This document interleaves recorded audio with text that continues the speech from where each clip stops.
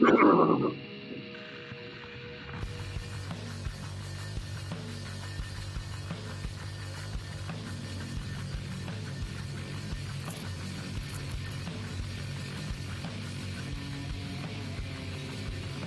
right, coming at you all the way live from the lower bottoms of West Oakland. This is Revolution.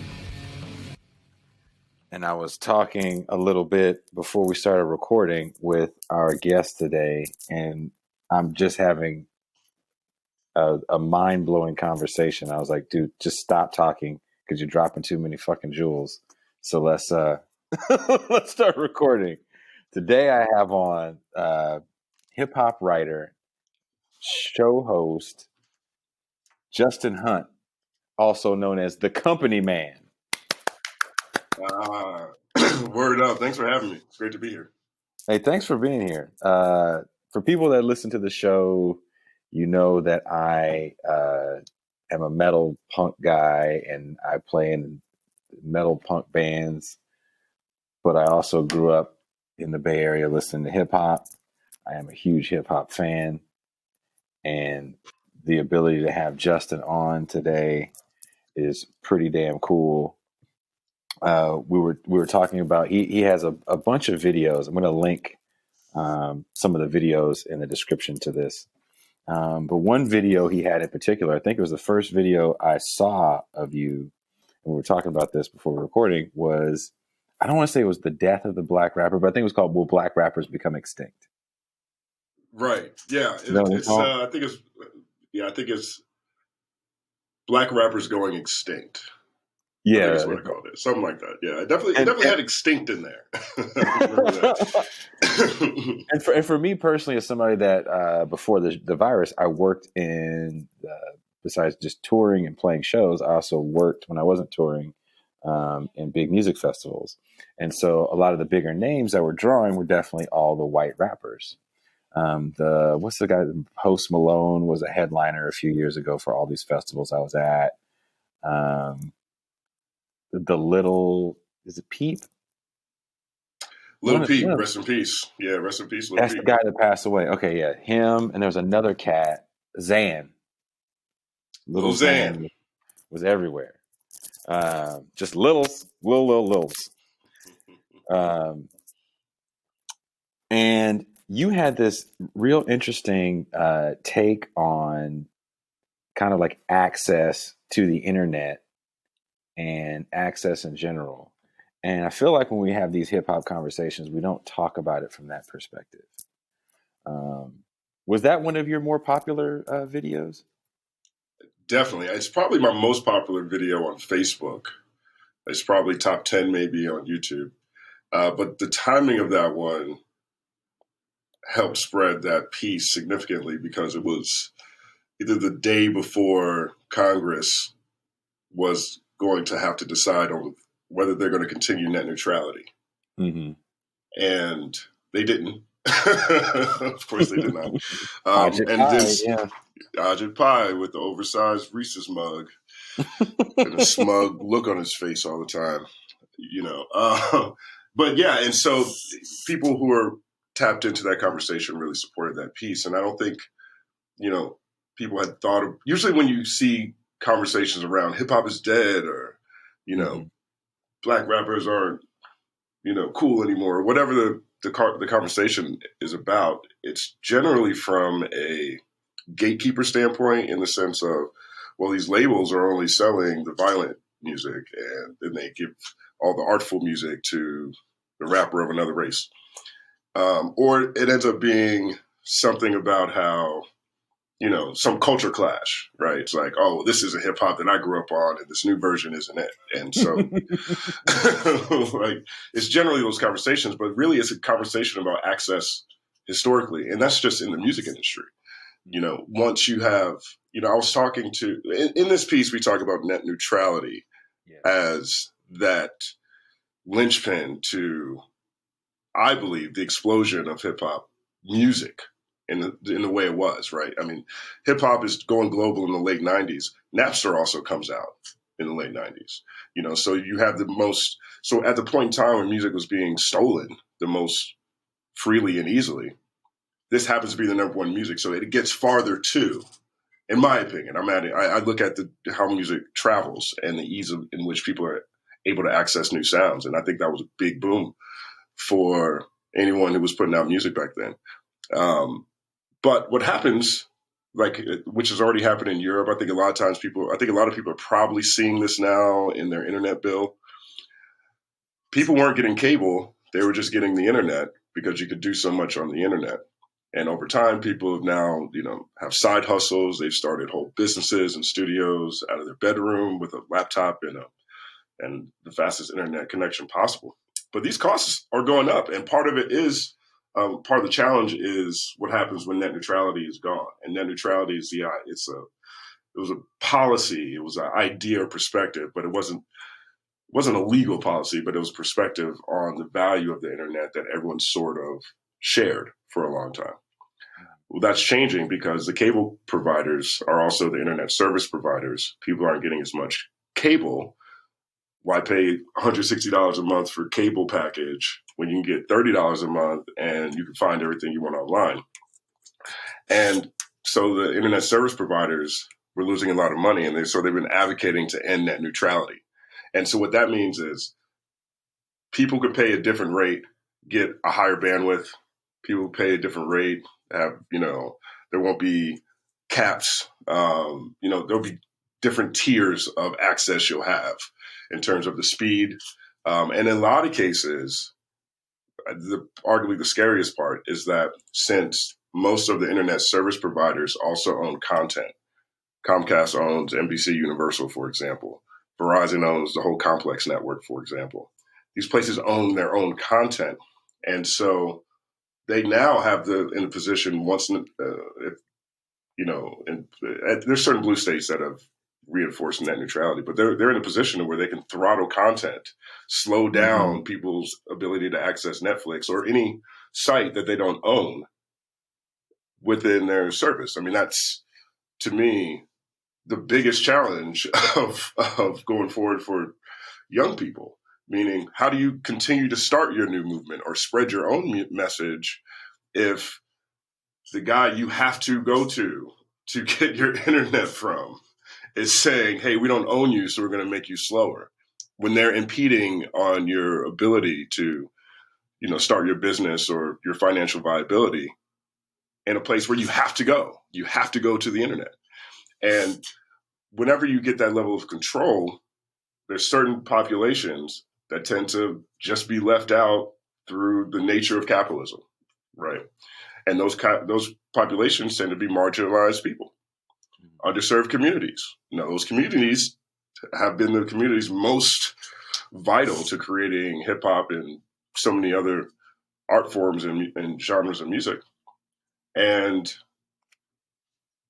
what's going to happen if they can't afford to play by these certain rules under net neutrality? So that's really what the piece looks at. And it brings in other examples of current examples and historical examples of how when hip hop continued to grow and embrace other cultures and communities, how those communities' perspectives changed, right? Like Post Malone, it's actively telling people don't listen to hip hop if you want real stuff. That's something Eminem would never say. Eminem was actually saying the exact opposite. He was like, I just want everybody to know I'm real and I love this. I'm not trying to take away from it. It's the best thing ever. And Post Malone is like, I don't know, that hip hop thing, I'm not sure. But he's arguably the biggest hip hop artist by classification. So it's like, by number. But that's a cultural shift, right? I mean, then you have things like Bad Baby, Cash Me Outside Girl. I really like that. Yeah, that was really cool.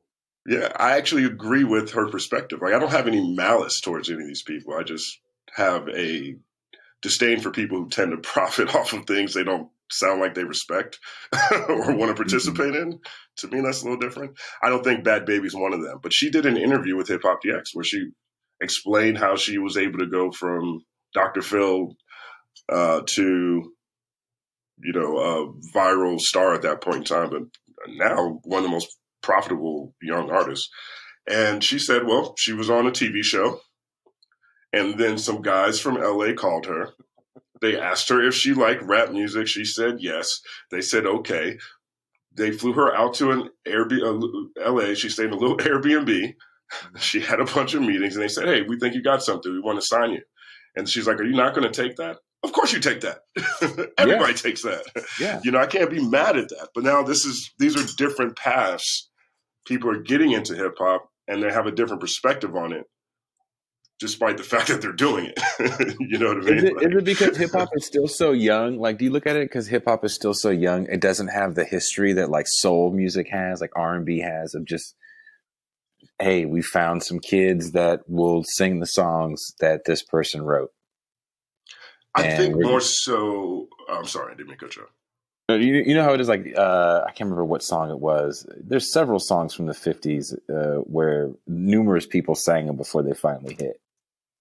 And hip hop doesn't have that same thing. If you really want to get into it, I guess the For the Love of Money beat by Bone Thugs, was a whole different song from a different group that Eazy-E had a few years prior. But I mean, that's very, very rare, in my opinion. Well, I mean, collaborative writing is still the dirty little secret in hip hop, So I'm not sure how many. I can name a handful of modern examples of songs that were other people's songs before they became, the song we heard. There's a B.O.B. song that was originally a Lupe Fiasco song. I don't necessarily think about those things as being terrible for the culture. I think that more so hip hop comes from a place where authenticity and, a oneness with your art were paramount in the beginning. There were ghostwriters. I mean, Big Bang Hank, his first verse on Rapper's Delight. That's the most famous ghostwrite, right? Yeah, that's the first big song. Yeah. It's like the first smash hit. Grandmaster Caz, right?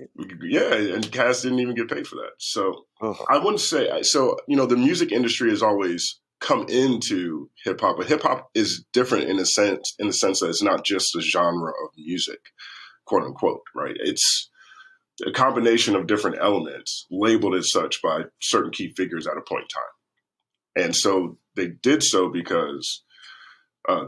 intentionally because there are certain segments of anything that have to be there for anything to be a culture, right? You need a visual arts element, you need a spoken word element, a dance element, a music element, right? That's what makes Greek culture, that's what makes American culture. And so that's the culture within hip hop. And all of those elements were very competitive, right? Like if a graffiti artist wanted to get their tag as many places as possible, they wanted to have the masterpiece on the train that everybody could see. There's breakdancing battles all the time.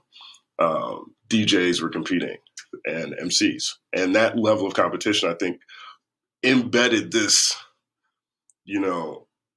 embedded into people what it means to be the best. And because of that, you have this outsized pressure to be the one who wrote all your songs and still have respect in hip hop. That's not the case anymore. But that's how like the first 20, I was a 20 kid. years. Yeah, the first 20 years are about like that, 20, 30 years maybe. I don't think it looked at the same way. And look, and I'm not sure how young hip hop is anymore. I mean, 45 years old, 46? Was it 46? I think it's 46 years old this year. I'm not 46. It's officially old. Hip hop is old enough to be grumpy. Yeah, it is. It is 100%. And it is grumpy. Totally old. It is. There's some grumpy old dudes, and I am a grumpy old dude who definitely snarls at what the young people are listening to. But like rock music, I kind of know that there's music for young people. Here's music for people in their 20s. Here's hip hop for old dudes. Like it's there for you if you want it. Yeah, and I think we're seeing that now. Meaning, it's not a surprise to see a successful 40-plus rapper anymore. Mm-hmm. There's a ton of very successful, highly visible 40-plus rappers. There's a lot of them. We're coming off of last decade where I think, in my opinion, I felt like I saw more 30-plus rappers debut. Why do you think that is? Because the fan base is old enough now. So we grew up on hip hop. That's the music of our generation, which is why I look at everything from the perspective of life through the lens of hip hop, because I can grow in any conversation I ever want to have by going through this thing that the entire planet, a generation on the entire planet, has a connection to, whether they like it or not. Right? Like you could hate hip hop and West Philadelphia born and raised. You know exactly what happened to that kid in West Philadelphia. That is by far the biggest rap song on the planet. And so, and that spans multiple generations. So you can enter anything, any conversation you can enter through hip hop and then come out on the other side, and it doesn't have to be jarring. And so that's what I try to do in most of my work. Now, I was at Coachella a few years ago working. I think it was the year Kendrick Lamar headlined. So was that 2-3 years ago? Okay. Sound about right? And I was pretty shocked that that kind of I don't know if you want to call it conscious hip hop, but he definitely got a little mainstream. And you headline Coachella, you're pretty mainstream at that point. But and we work in a house. There's like maybe 10, 12 of us in a house. And a lot of the younger people in the house didn't know who he was, which kind of shocked me. Oh, wow. How young are these young people? Mid-20s. And they didn't know Kendrick Lamar, really? They knew Migos. I think Migos was there that year on a smaller stage. They also didn't know Tyler, the Creator. He was there as well on a not headlining. Okay. And I don't know what to say about that. And these are Californians too. It's kind of like no excuse. They were SoCal people, right? The guy's kind of got built. If I know who the hell he is, then that's the problem. If you don't know who the hell he is, I mean, I've never heard anyone say that before about either of those two. I mean, maybe Kendrick. Kendrick didn't pass the grandma test for a long time, but he passes it now. I don't feel like anybody's a superstar if they don't pass the grandma test. So if you don't pass the grandma test, you got some work to do. I feel like it's harder for. I'm sorry. Go ahead. If you do pass the grandma test, you're doing all right. I don't know if my mom even knows who he is. I feel like my mom still knows who Snoop Dogg is. Yeah, he's a superstar. But he was a superstar back when, there was only a few mediums to get your music out, like pre-internet. And the pre-internet, the records people sold and the radio plays people got and the ad nauseum MTV plays people got. Can you really compare it to streaming in this new era? I think you can compare it to streaming, but I don't think that you could compare, the equivalence, meaning just because you have a popular song doesn't mean you're a star anymore. It used to be you had a popular song, everybody knew you. Now you can have a really popular song that no one knows. Like Tyga's Taste just crossed 1 billion on YouTube. My mama don't know that song. The grandma does. Mama don't know that. She does not know that song. Now she might know. She know Tyga's ex-girlfriend. She'll tell you some Kylie Jenner quips. I hella felt like the new hip hop was like they figured out how to, and I love the fact that you do not do this. They hella figured out drama sells. Yeah. On a whole nother level, to the point like I don't have to sell talent. I don't have to sell cute songs or a new dance. I just got to sell drama. Yeah. I think that my criticism of that, because I don't feel like that's anything new. I mean, that's every medium.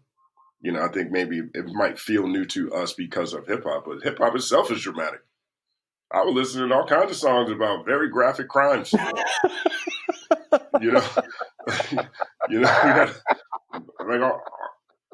And I would just marvel at like, man, but for real, like I felt like I was there. I watched them go into the room and put the New York Knicks player and took the bag out the floor. They've killed someone so far on every song. Right. It's like, man, and he gets away with it every time, man. I got to be like him when I grow up. But I think where I do have some frustration when it comes to the media's coverage of hip hop, and whenever I say the media at this point, I'm just talking about individual people because we all have the phone. We're all individually media, whether we like it or not. And so, in that sense, we're all subject to staring at a car crash on the highway, right? Yeah. And it just happens faster. But I think that just because something is dramatic, I don't think drama is the only way to provide friction, right? I really think it's friction that has to be there, right? So like you take Michael Jackson, right? Michael Jackson in the 80s, after Thriller, pretty much everything had a chase in it. He's sprinting through a pyramid. He's trying to avoid the baby daddy, the guy trying to say the chick is his. He's fighting in the subway. Like, everything had friction, tension and release, right?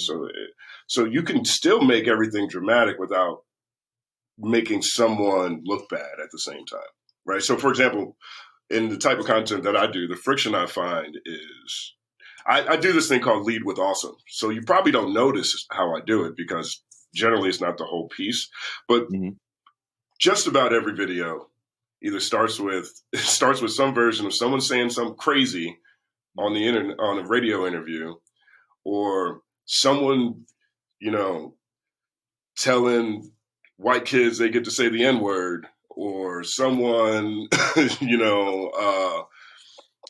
watching their career fall off after they cut their hair. There's tension in there, but then it also gets bigger.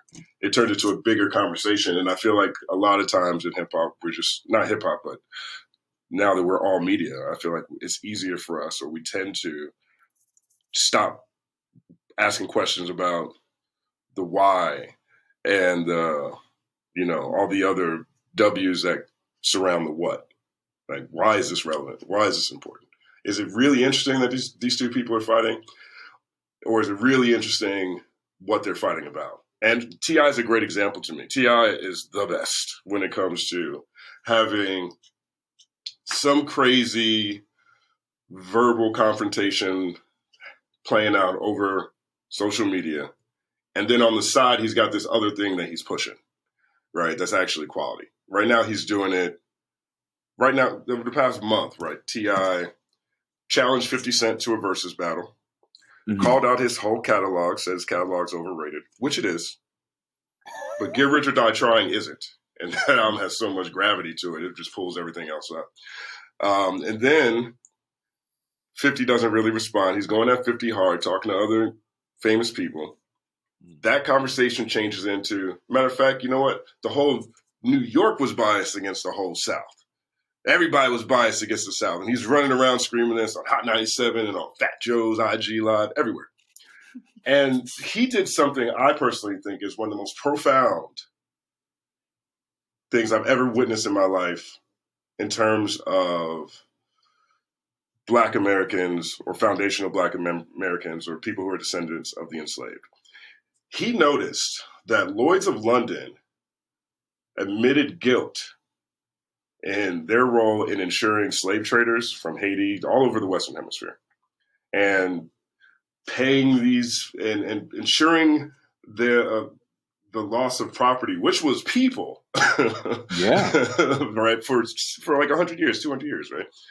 They admitted guilt for that. T.I. called them out, then called all his other friends and said, yo, let's go get reparations from these hundreds of year-old institutions that were able to build their balance sheet off of this brutal practice worldwide. Mm-hmm.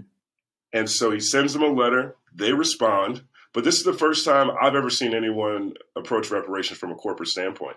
A month later, after that, Robert Smith, he's the CEO of, was it Vista Capital, I think it is? That's the black guy that gave the college kids money? Yes, the richest black guy in the country.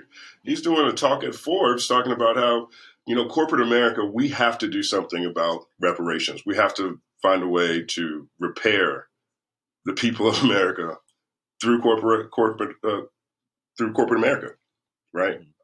That's a powerful thought on its own, because one, it kills naysayers who don't believe black Americans should have reparations, deserve reparations, or there's anything to repair. It kills that, because the problem with that is when people don't feel like they did anything wrong, so their tax dollars shouldn't go to help anybody, right? This takes the tax dollar thing completely away. And most of these huge corporations don't pay taxes anyway. Is that something that you think should be privatized, though? I think that private entities were the biggest winners of the slave trade in the 100 years of Jim Crow. 100%. They were because they were doing it regardless of borders. They were doing it globally. Oh, yeah. And most of these financial institutions, for example, that's really when crazy amounts of wealth started popping up. It was like the gold, people looking for gold everywhere. Mm-hmm. And then people were looking for the new world. And there was nobody wanted to pay anybody that they needed to build the place. And then they killed a bunch of people. And then no matter when the governments or the populations finally evolved, and when they said, hey, this is bad, we're going to stop this practice, those financial institutions paid back the oppressor. Mm-hmm. So to me, yes, I think they're a major component of this. I think they're the biggest winners, and they never have a finger pointed against them. No one goes out. I mean, outside of maybe diamond companies, maybe, I don't normally hear that many. I don't normally hear any criticism leveled against corporations being, oh yeah, by the way, they're the ones who funded the slave trade. No one. Do you think it's just they don't even catch flack for that? Do you think it's just easier for them to stay quiet in the whole conversation? Because it definitely, like, was it last year? I feel like the second Bernie Sanders campaign, and I don't know where you sit politically. If you don't want to get on this, I totally understand. I'm down. The second Bernie Sanders campaign, I feel like he caught a lot of flack for reparations. And there's a really great book written by Torrey Reed Jr. called Towards Freedom, the case against race reductionism, where he talks a lot of the platform that Sanders had would have totally helped Black people. But then there was this critique that, yeah, but it's going to help white people too, and we need something more than that. There's definitely Ta-Nehisi Coates' A Case for Reparations. And yeah, we need tangible results. Yeah, it's one of my favorite books. I'm a Bernie guy because of what you just said. I like Bernie because I like Martin Luther King. And everything Bernie ever said sounded like a Martin Luther King speech to me. Mm-hmm. So I like that perspective in general. Now, Bernie caught different flack from people who weren't supporting him anyway, because there is a corporatist wing of the Democratic Party. And then, Democrats have we're used to representation at this point. Mm-hmm. And so Bernie was challenging people within that party. And so I think that's where a lot of those attacks came from. Because Bernie wasn't running on reparations, and he caught flack for not running on reparations. Obama never ran on reparations. Joe Biden and Kamala are not running on reparations. No one is. No one is. No one is. So, but that perspective on it doesn't do enough. I'll tell you this, I think Bernie could have, I don't know what his beliefs are. I mean, I know what his beliefs are, but he doesn't talk about this like that. I think, so I'm not saying he's against it. I'm just saying I don't really know where he stands solely on affirmative action. On reparations. But let the George Floyd uprising start last year. Let Lloyd's of London put out that message admitting guilt, I think Bernie would have jumped on it.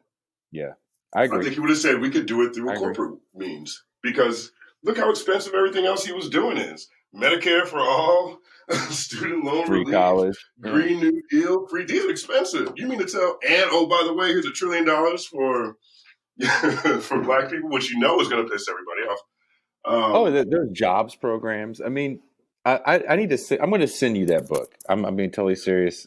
I'm not just saying that. But I don't like the jobs program stuff, though. No, I'm not with the jobs programs. I'm not with the new round of affirmative action.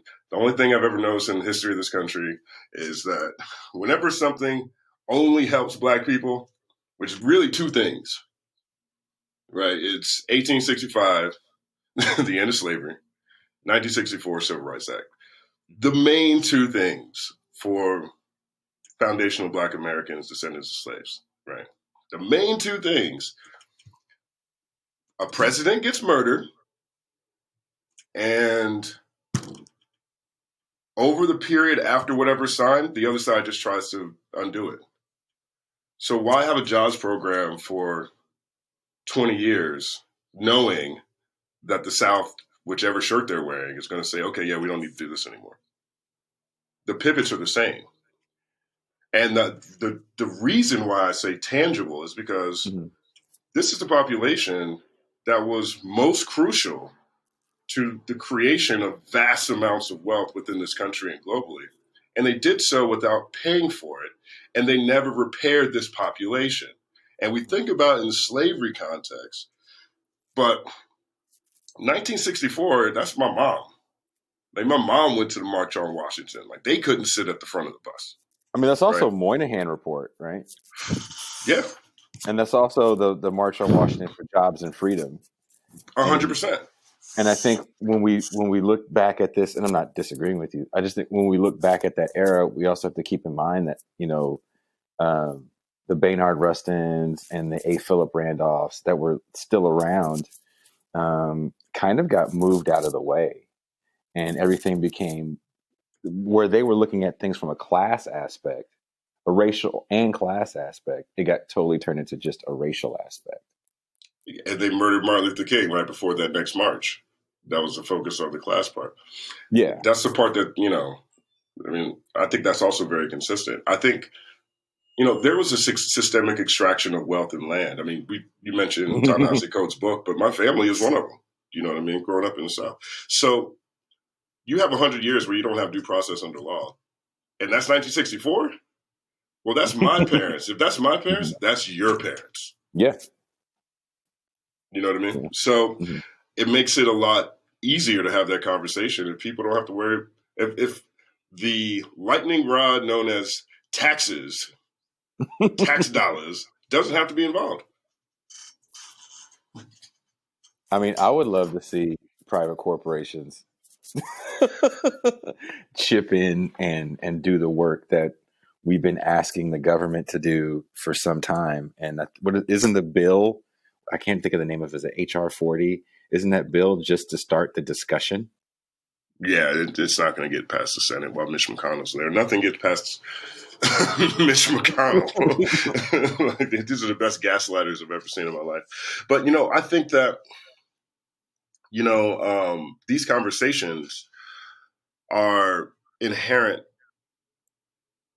within hip hop and hip hop culture, always, right? And so you can have drama. You can follow the whole T.I. versus 50 Cent versus New York versus South thing and end up in a new thought about reparations from the same guy in the same medium, right? And so, when I look at some of the, criticisms people have in terms of how hip hop is covered or how the media responds to things, that's what I see. I see people just stopping at that one thing and not following to the next thing or connecting the different things. Because I'm not sure if this story would be as big as. I guess it's not even a big story. I don't see people talking about it yet. So I guess I got. I haven't. You're the first person that I've heard talk about T.I. mention this whole Lloyd's of London thing, which I think is super interesting. Yeah, that video this week I'm doing is on that. It's on T.I. media blitzes. It's called "Everything Is Awesome, Everything Is Cool" when you're in the midst of a TI media blitz, and it's and then at the end, it's really a conversation about reparations.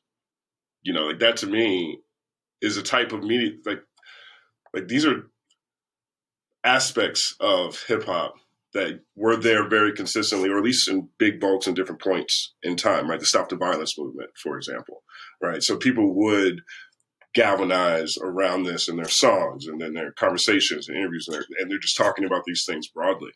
And, now I think not even just hip hop, but music in general is a marketing vehicle, an entry point to get people to something else. Hey, listen to my new album and buy some merch because really I need some merch. I make more money on t-shirts than I do on these streams, I'm in the very similar boat. I'd much rather you buy a shirt than listen to me 10 times on Spotify. 100%. I mean, sincerely.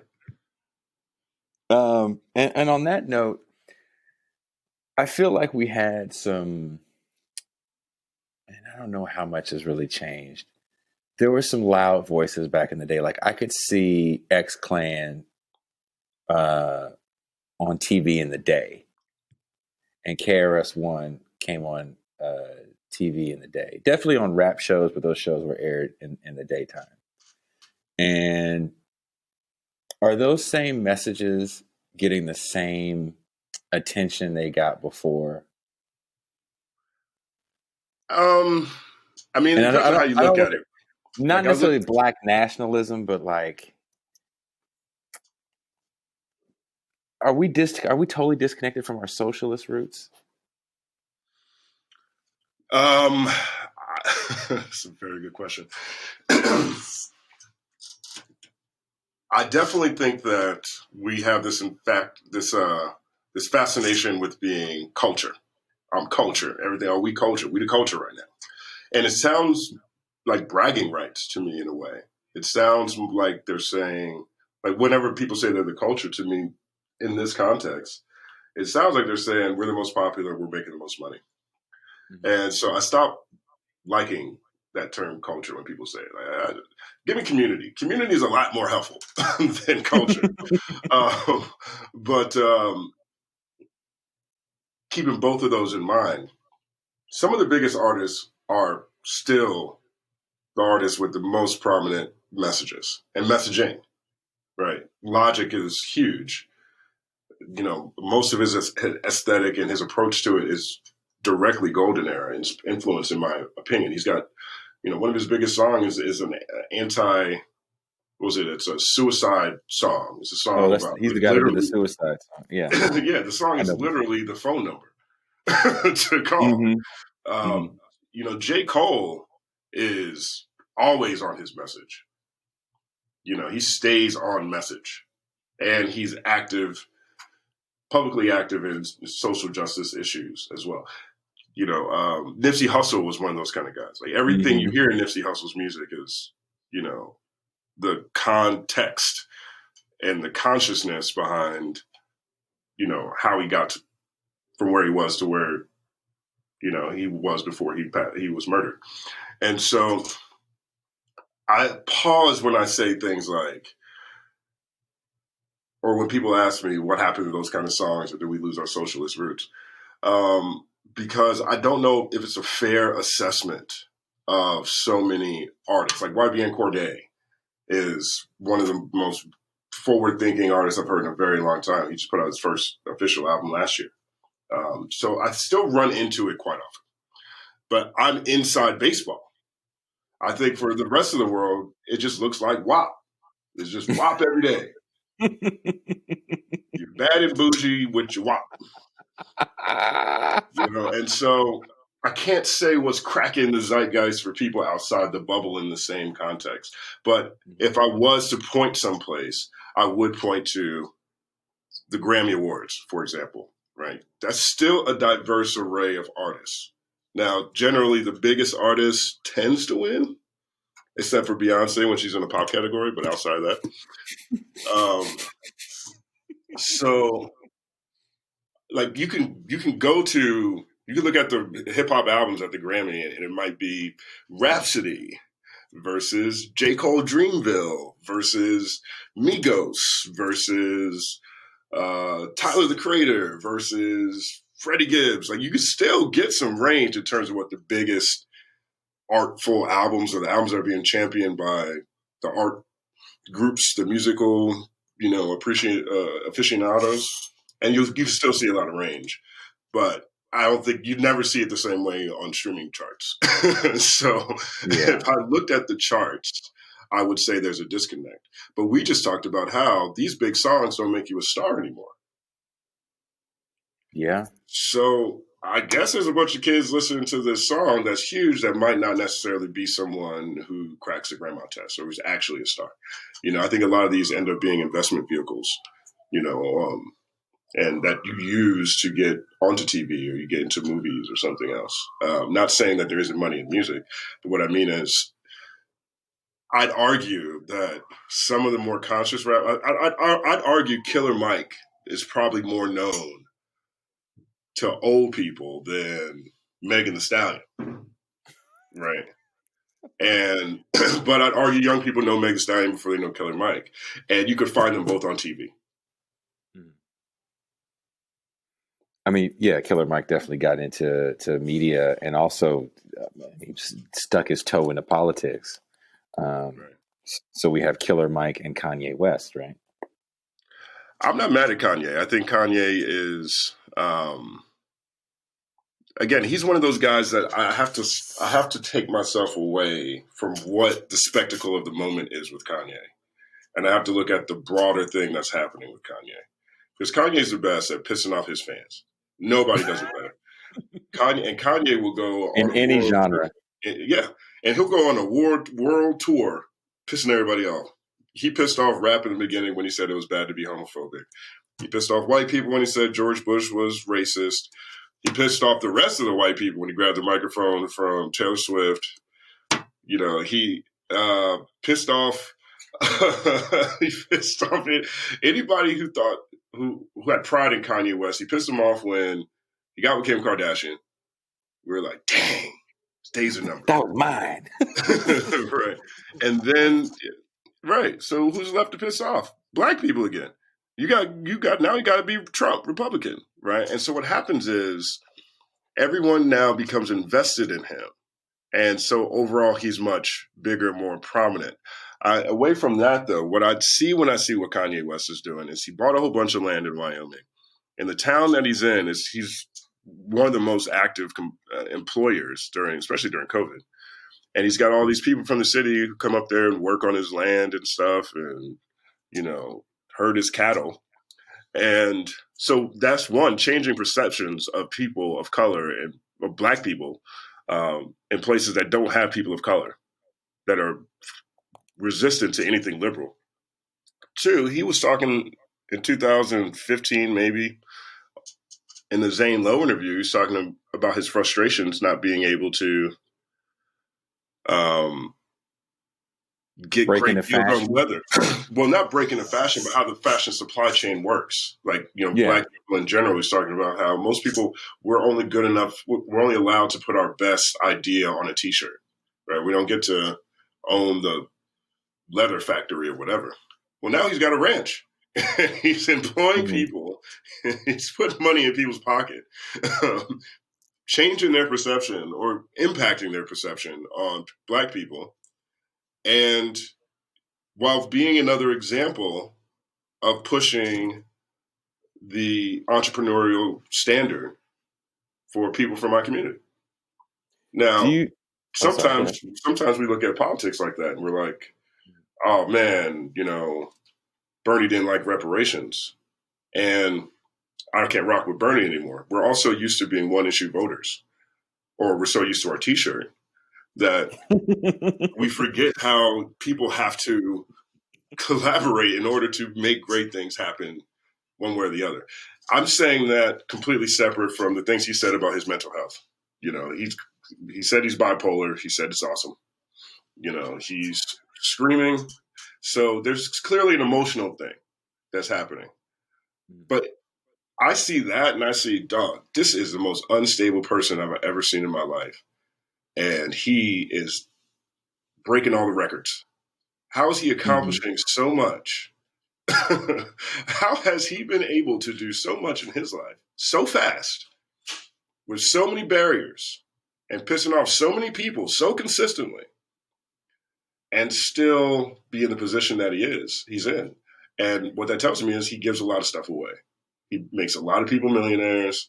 He puts a lot of people in good jobs who go on to do great jobs.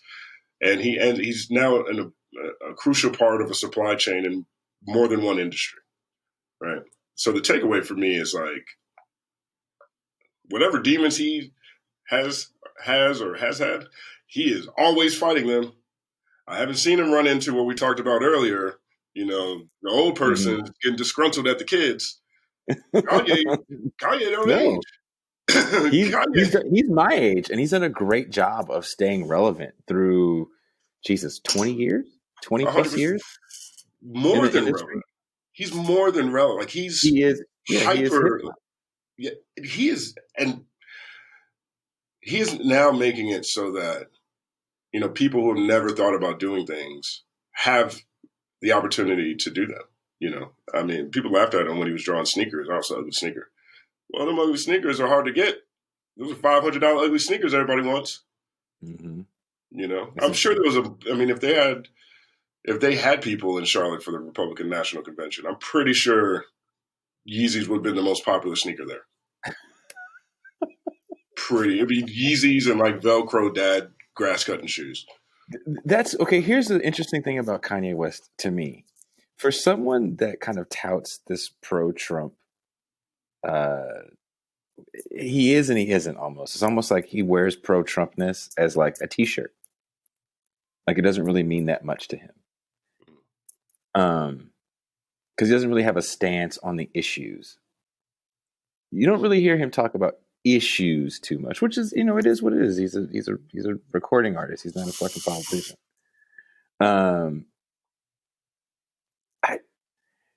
I don't know why people still hate him like that. There's so many black, quote unquote, bootlickers for the Republican Party. Candace Owens being one. And he did a great job of even distancing himself from her, like accepting her when it was cool for a second, and then distancing himself again from her. Like, a great job of that. Yeah, I think it's a different group of white people that hate him. He definitely got a group of white people that like him, and I don't think they were the same white people. I think he got the post-racial white people.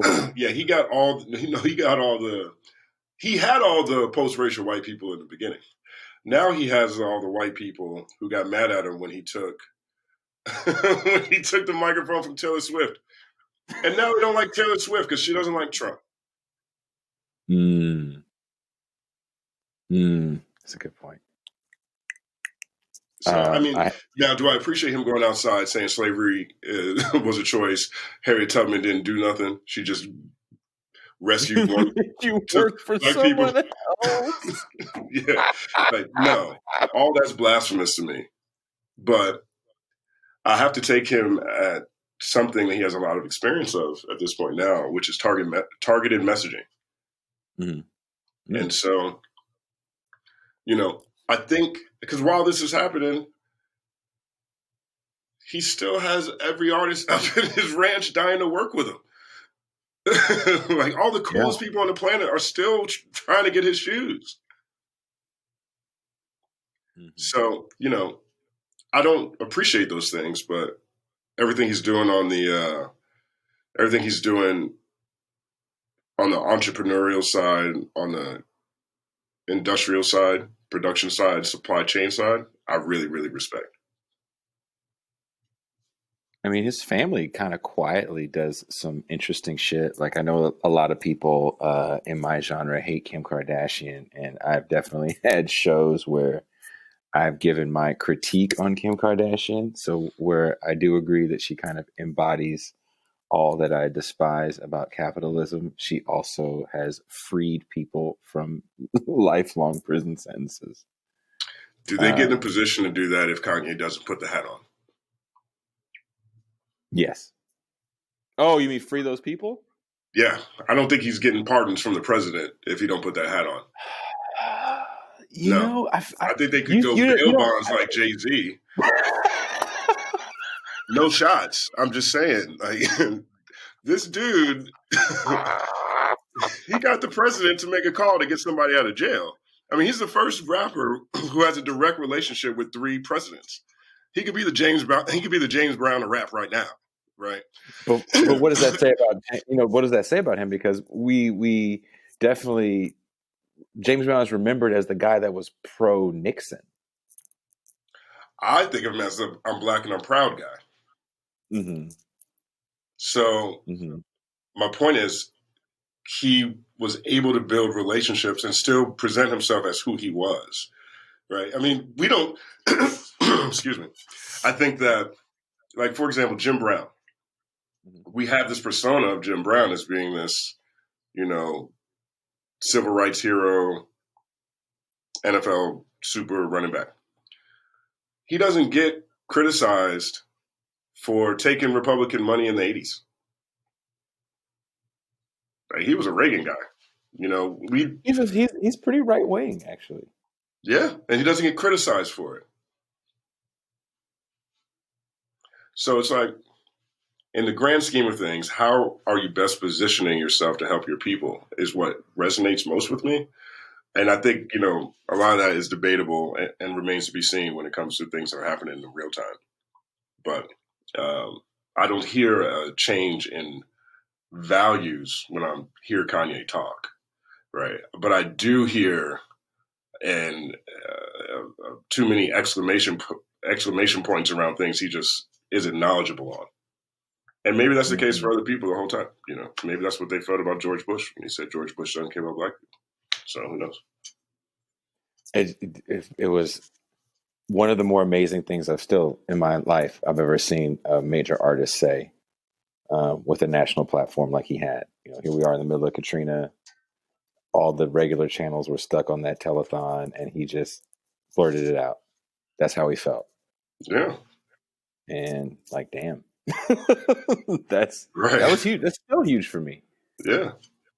And I think that's why we can't look at him in this weird vacuum of Trump hats and silly musings about slavery. While he's on a presidential ticket. While he's on a ballot in like 9 states, I think he's on. Did he actually? It's like a little frustrating. Like, I have people on this show. Like, I had the Green Party vice president and presidential candidates, and the Party for Socialism and Liberation Party presidential candidates, and these people, like, it's hard work to get on a ballot when you're a third party. Like, it's hella hard work, and ultimately you're doing it because you're trying to, like, push the Democratic Party to the left or build a movement, and dude is just like doing it because he just wants to do it. I mean, he's earned it, I guess that's what presidential looks like in this new era of movie star presidents, right? In our lifetime, we've had multiple presidents that have been on TV. Yeah. Oh God. Yeah. I'm not actually a big fan of that. I'm not a fan of that one. We keep because the people using those people are, the corporate people, the Wall Street people. Mm-hmm. I worked in investment banking for 6 years before I started writing about rap, and I know that culture, and they're literally too big to fail.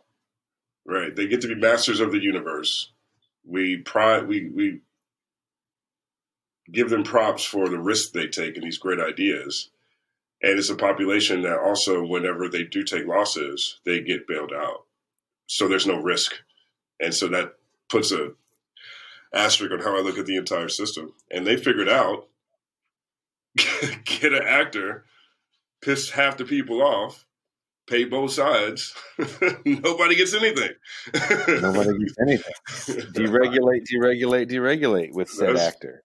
Yeah, I'm not I I wish maybe the progressives could get wish progressives would get enough money to pay somebody who could woo the public and then actually John do Cusack running something. for office.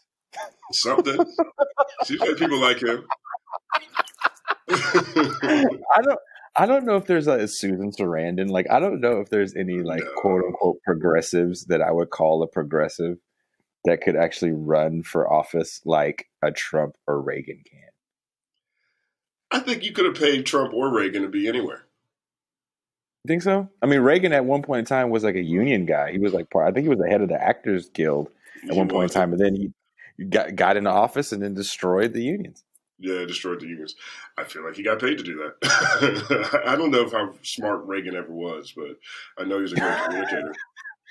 I don't feel like anything he ever did was particularly bright. I think all of his policies have been failures. I just the whole thing about and Trump they're not even with his. me I is mean, really trickle down interesting wasn't how he his. walked. Trickle down was it Harding? Harding ran on the horse and sparrow policy in 19 something. Mm-hmm. Feed the horse, and the feed the sparrow horse, eats the shit. They went from shitting on you to peeing on you. That's their economic policy. It's nicer. Is it? We just want something to sound nicer. Right? Right. That's all we want. We want. I had implicit bias training today at my day job, and it really equal to me. Just make it sound nicer. We're gonna make racism sound way nicer because there's gonna be a black guy doing it or a woman, and it's gonna sound nicer. Yeah. You know, I've evolved in how I look at things because I've noticed that through conversations around reparations. It's actually nobody's for it except for black people. And then black people whose family didn't get here before 1964, if they're not a part of it, they don't agree with it either. Yeah. And so everyone else has this view of America, this American exceptionalism, from a perspective of immigrants. And black people aren't immigrants. So they don't see racism the same way. They don't look at it. They look at it as like, oh, you don't like me because of my skin color. I mean, what's her name last night? Nikki Haley, former governor of South Carolina, gave a speech during the RNC saying, America's not a racist. Some people think America's a racist country. That's a lie. Both of my parents are from India. We face discrimination. It's like, how do you have those two sentences so closely to each other? She's a woman of color. Right. But what she's saying is, well, America can't be racist because they let other people of color come here and have an opportunity. Well, that's yes and no, right? One, everybody's an immigrant except for two populations, and one of those got reservations, right? So no one else really sees this place the same as those two populations because they didn't choose to come here for any reason, and they can't go back anyplace else if the economy collapses, right? So they don't have that same view. So their idea of equality is like, oh, we all came from someplace else. Yeah, but not everybody chose to come, right? Not every population chose to come, right? And so she's up there and she's saying this, and she puts those two sentences back to back. And I notice that whenever I talk about reparations in different contexts with different populations, they all agree on how actually none of them did anything wrong, and it was so long ago, so they shouldn't have to use their tax dollars to help help people, right? And so, and I think that's like the thing. No one wants to use underlying all of tax that dollars. Is all the different trade agreements the United States has with countries all over the world, right? So everyone's like, oh, well, if you guys can do it, how come we don't have to deal with racism the same way you guys? We don't have to deal with it. You guys don't have to deal with it. Well, you have a big homie who's saying, hey, man, look, last week, one of y'all cops mowed down three of our three restaurant owners in Koreatown. We need y'all to go handle that right now. And so things happen more efficiently because it's tied to geopolitical politics, except for black people and indigenous people. We don't have big homies. No, we don't. That's why I asked the question about kind of hip hop and socialism. Is that a bad word in the hip hop community? I look at, I don't know if hip hop's ever been socialist. I know we had some people talking about socialism, but we also had people right next to them talking about the gold chains and all the wealth that they were, and their color TVs and the limousines they were in. I'm not sure if it's ever been as collective. I don't know if hip hop itself has ever been broader than people within the Black community who appreciated it at the beginning. Because there's a lot of people in the Black community who did not like hip hop. A lot of old Black people did not like it. And so I don't know if hip hop was ever socialist, because I'm not sure if Black people are ever socialist. I think Black people, every Black person in America would be Republican if the Republicans didn't hang out with the racists. Because, we hear these conversations about all Black people love Bibles, dollars, and guns. We want land, leave us alone, let's take care of our family. That's really all we want. And right. And so that struggle itself has forced us to work together more than I'd argue we really want to. I'd argue I'm not so sure how much of us really agree with each other than, man, these white people crazy. No, this is a good point. So I'm not sure how socialist has ever been. I think it's always been a very capitalistic genre, or at bare minimum, an entrepreneurial genre. I mean, the genre gets a huge boost because of the blackout in the 70s in New York. And everybody stole all the DJ equipment. Yeah. And the mixers. It's a huge boost. It's like, what? I mean, those things were wild expensive, so they were able to come up on free labor, the free stuff, and make money off of it, I mean, that's super American. Hip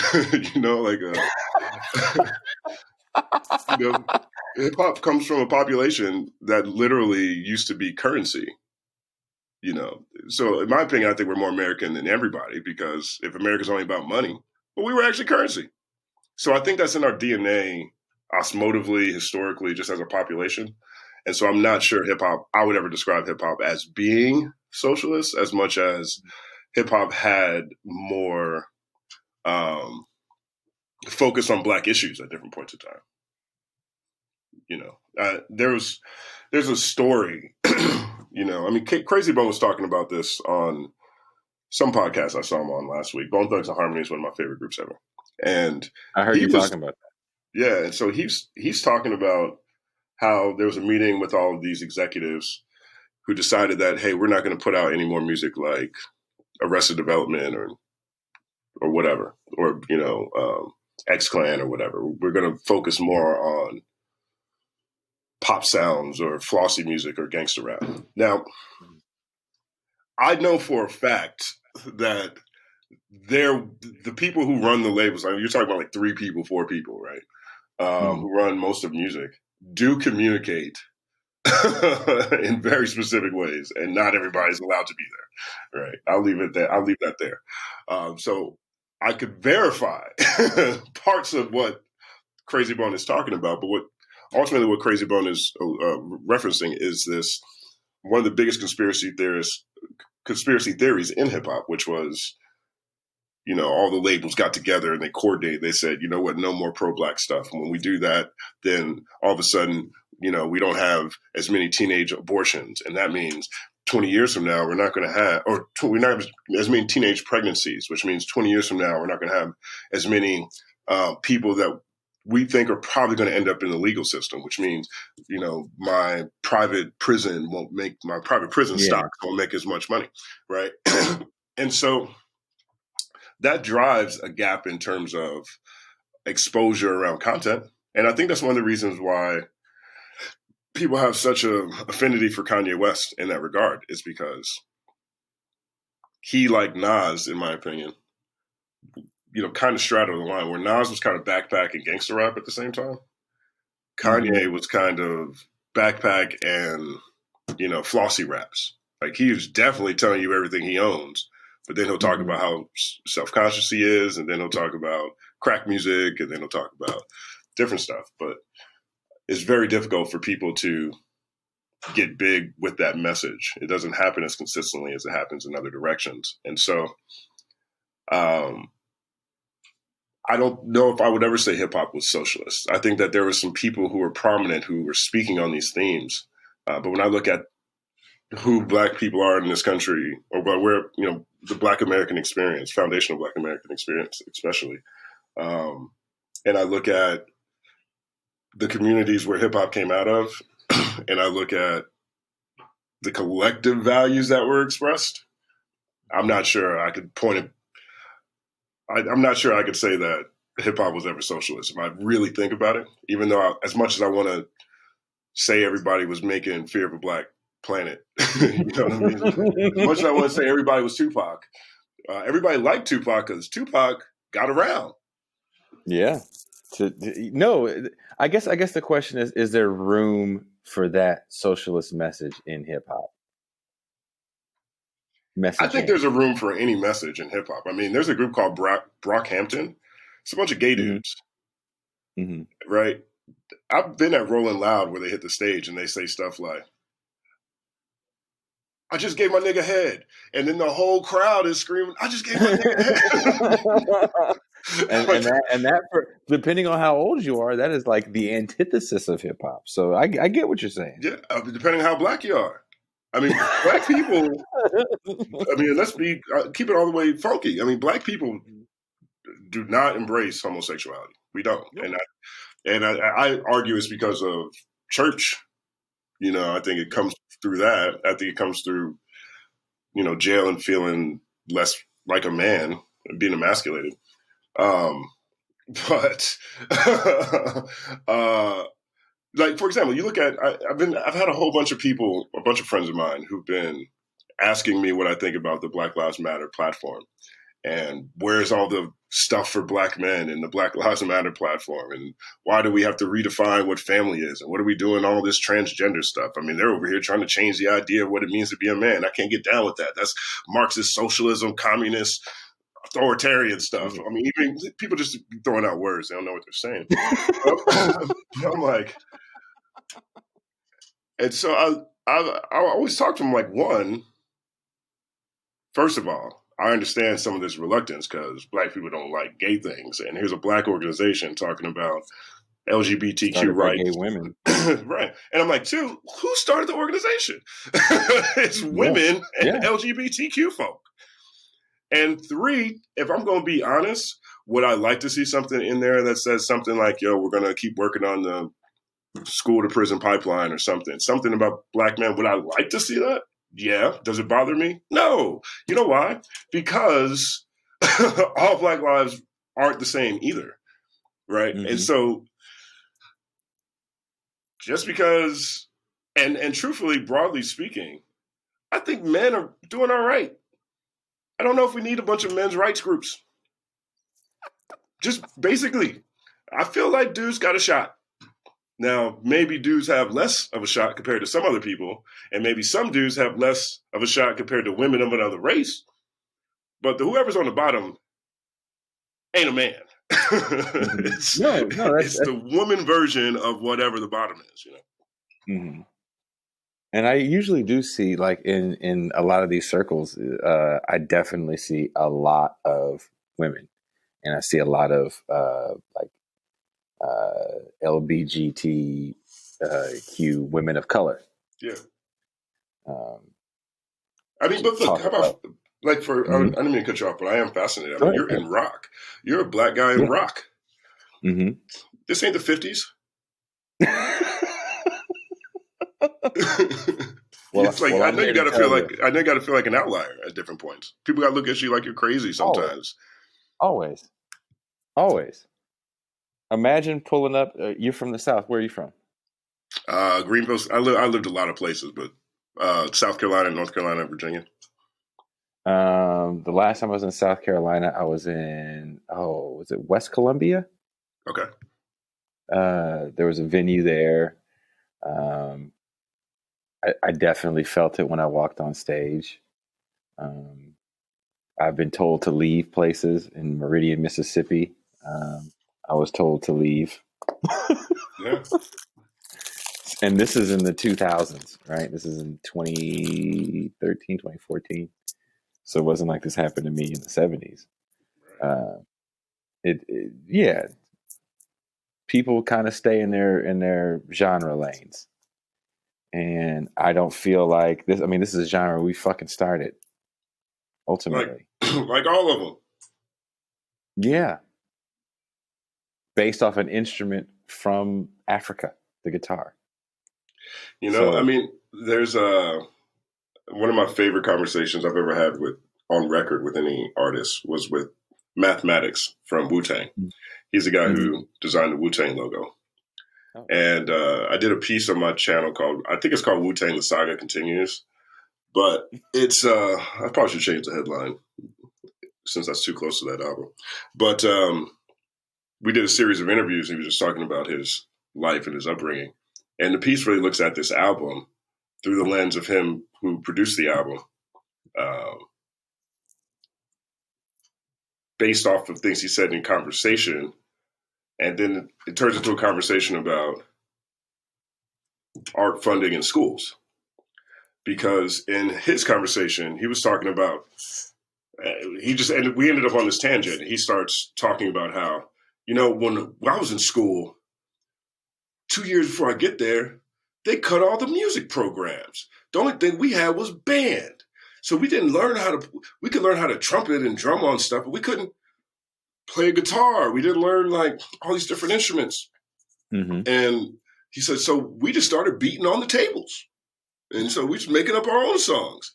And so I remember that being a thing in the 90s. He's talking about the 80s, but I remember being a thing in the 90s. And so I started researching it. And this happens every 10 years. I mean, in New York, Atlanta, Los Angeles, 3 entertainment capitals, all 3 cities have cut arts fundings to public schools multiple times over the past 10 years, right? And that's been going on since the 80s. And so you're taking music programs out of schools so that kids can't learn to play the guitar and stuff like that. Well, no wonder nobody listens to rock and roll. Yeah. We don't even have a chance to access this. And this is what I was talking about with the black rappers going extinct thing. Because I've seen this happen with different other genres of music that black people used to be more prominent in. And when you get to a point where there just isn't resources or resources being extracted for one reason to another reason, it overwhelmingly, disproportionately affects one population, which is the most consistent population, the people who aren't immigrants and the people who live around the people who aren't immigrants. Mm-hmm. And no, yeah, I agree. I agree with everything you're saying. And then you get to the point, and it's like, somehow you still found rock and roll. You're coming from that era where they were taking stuff away, and you still, found a way in there. I think that's really dope. It's interesting that you say that because at the studio, I used to work at the studio, and the church groups, because the only time you ever see black cats with instruments is if it was like old bands, like Confunction and shit like that coming through, or cover bands, and then church groups. And the church groups would bring out younger black drummers. I'd always see younger black drummers and younger black people that play keyboards because, there's so many sounds you can get from a keyboard, especially nowadays with computers. And that was it. Maybe a bass player here and there, but they were never really young. And I was like, how do you get instruments in the hands of young kids? Because I'm sure if you gave a young kid an instrument, like me, I just figured it out. I don't know how to read music. I just figured it out. And that's what we did with hip hop, ultimately, right? Here's some equipment that I stole. I got to figure it out. Right. I mean, that's pretty much our existence. And I mean, as black people in America, that's black people's existence in America. I was raised in a upper middle class household. Both my parents went to college. I'm 3rd generation college on my mom's side. On my dad's side, he's the first male not to go to jail. And we grew up in the suburbs in the South. And, the way that they described, I say that to say that I didn't come up. My life wasn't in plight. Okay. Mm-hmm. I grew up okay. My grandparents, a whole lot of plight, a lot of cousins, a lot of things like that. And so I grew up around like the public school I went to. At least one of them. Is this true? Yeah, in Charlotte. Charlotte did. Charlotte had instruments. Like they had guitars. They had a full array of instruments, and we didn't even have a marching band yet at that point. But this was middle school. They had all this stuff, and so I had an exposure to it. I didn't have I didn't particularly care about it. I like rap because I like the words. I really like reading and stories. More than I'm fascinated by the productions that come out. But it's only at this point in my life when I realize how fortunate that I am in that context. I can every day I'm like, oh man, I'm blessed. But when I think about mathematics talking about that or some of the things you're pointing out, it wasn't until years later that I realized the downstream effects of what happens and how populations shift. I mean, I see it now with the older rap groups that come by the studio, like Lyrics Born has a lot where he did. I don't know if he still does. He had a live band. Black Alicious played with the live band when they would come by to rehearse at the studio. The Coup definitely had a whole band set up. Too Short has a band. Is it just not cost effective for the younger artists to want a band, or is it just like? I think that they do when they want certain looks. I think certain, shows, certain tours, they'll have them. I think that most artists, for example, along with that, you don't see that many groups. Migos is an outlier in a sense, because it's just more expensive, and then everyone gets less money. I also think that touring costs go up tremendously when you have a band, but I'm not sure how big touring is going to be for a while. And then I also think that because there was a return to analog sounds this decade. So Kendrick Lamar's To Pimp a Butterfly went analog. They use a lot of live stuff, 1500 or Nothings all over that one. DJ Quick did a whole album, analog, band, instruments, and things like that. And the recording process is so expensive on that too. Like when you go analog, it's totally different and it's expensive. So I think there's a lot of costs that are attached to it. But I also think that, we're battling now 20 years of sound, right? And so we're used to keypads. We're used to Fruity Loops, we're used to drum machines. And you take how expensive bands are and you add how a lot of these kids just aren't even used to those sounds. To me, I think that, a band at that point becomes a luxury in hip hop. Because truthfully, that's not the foundation of the sound. I know we got Funky Drummer, we got two drummers, we got Parliament, all these guys, don't get me wrong. Those guys, we definitely sampled their stuff, but they were trying to extend the break. They were trying to get it so people can dance longer. So. Yeah. No, I have, access to all that stuff in my studio. So for me because I don't always just make metal stuff. When I make non-metal stuff, I'm like, oh, dude, I want this drum to hit like this song, like this snare in this song. I gotta have that snare sound from that Public Enemy snare. How do I? I have like an actual stick hitting the snare, trying to like replicate that sound, not pulling it off. Yeah, right. You still got to record like every note and just double it.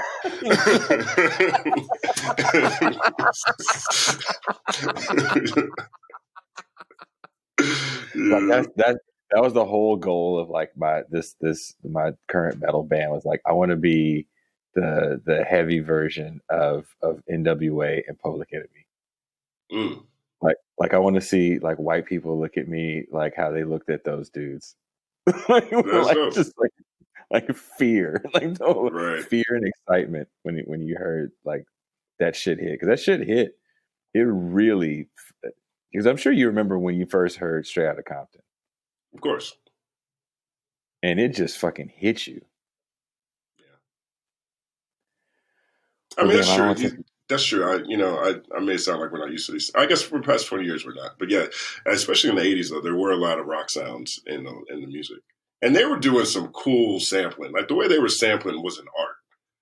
It wasn't, let's just find the sellable part of the song. It was, let's take 50 records and take a bar and a half from each one. Do you think do you think that's like I feel like that Bad Boy era, was it Trackmasters that was doing all his stuff during that time? I think I worked together. There's a Heavy Hitters, Trackmasters. There's a few of them, but yeah, small. They were just making 24 bar loops and fucking only taking hit records from 10 years prior. I'm not sure. I think I haven't talked to them about this, but I've talked to George Clinton about this, and I think that a lot of that came out of necessity because George Clinton, he talks about how him and James Brown and a lot of other rock bands from the 70s, they started getting hit up by lawyers a lot in the mid-'80s, late 80s, early 90s. And lawyers are hitting them up saying, hey, man, just want to let you know there's a whole bunch of artists that are using your music. It's copyright infringement. If you like, I can go get some money for you. And they said, yeah, okay, cool. They didn't think about what it was and what was happening. Mm-hmm. So they were initially on board with it. And then I'm not sure about James Brown. I know James Brown got a settlement somehow from some label. He'd end up getting paid from hip hop. I'm pretty sure George Clinton did as well. But George Clinton changed his position on that. And so, but what I mean is, let's say you take one of these albums that's got 90 samples all over it.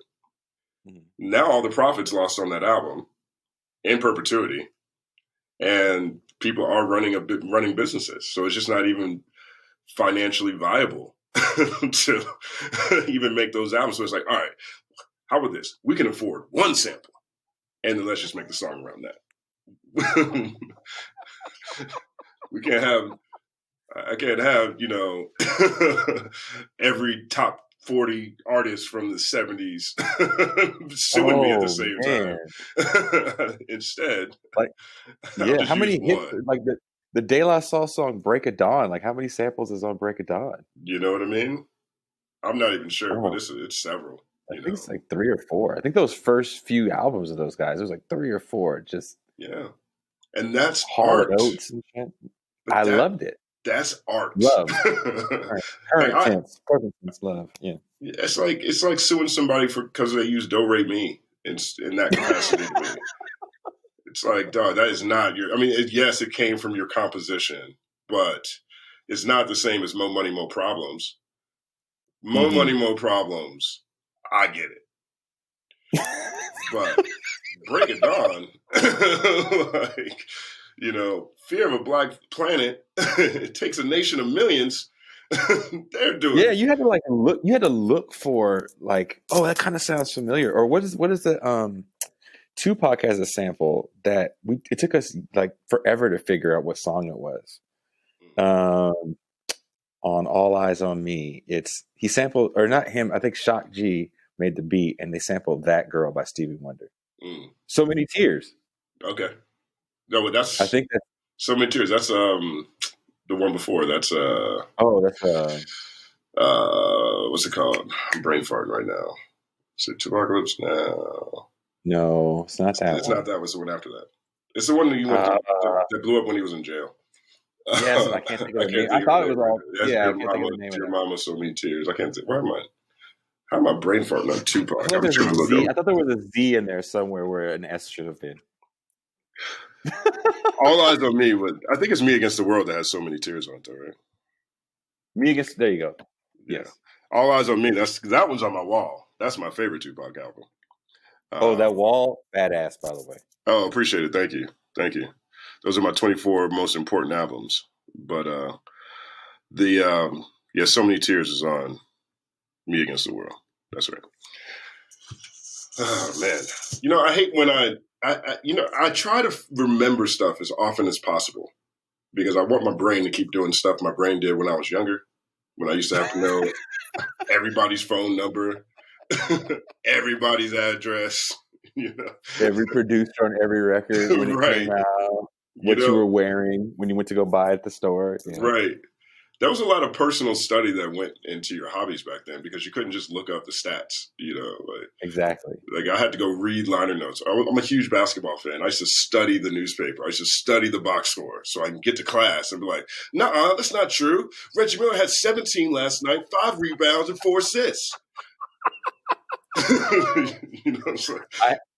Speaking of basketball, I do want to ask you about this. I had Danny Haifong, the writer. He wrote the book, actually, American Exceptionalism. Oh, that's cool. On the show, and we were talking about sports. And the Jordan thing had just came out.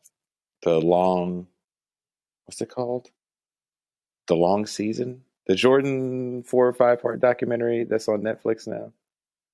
Or the book about the Bulls. Yeah, The Last Dance. The Last Dance. I'm sorry, The Long Season. The Last Dance. And it was definitely a long show. And I was talking about Jordan and LeBron. And I was like, is LeBron the new corporate athlete?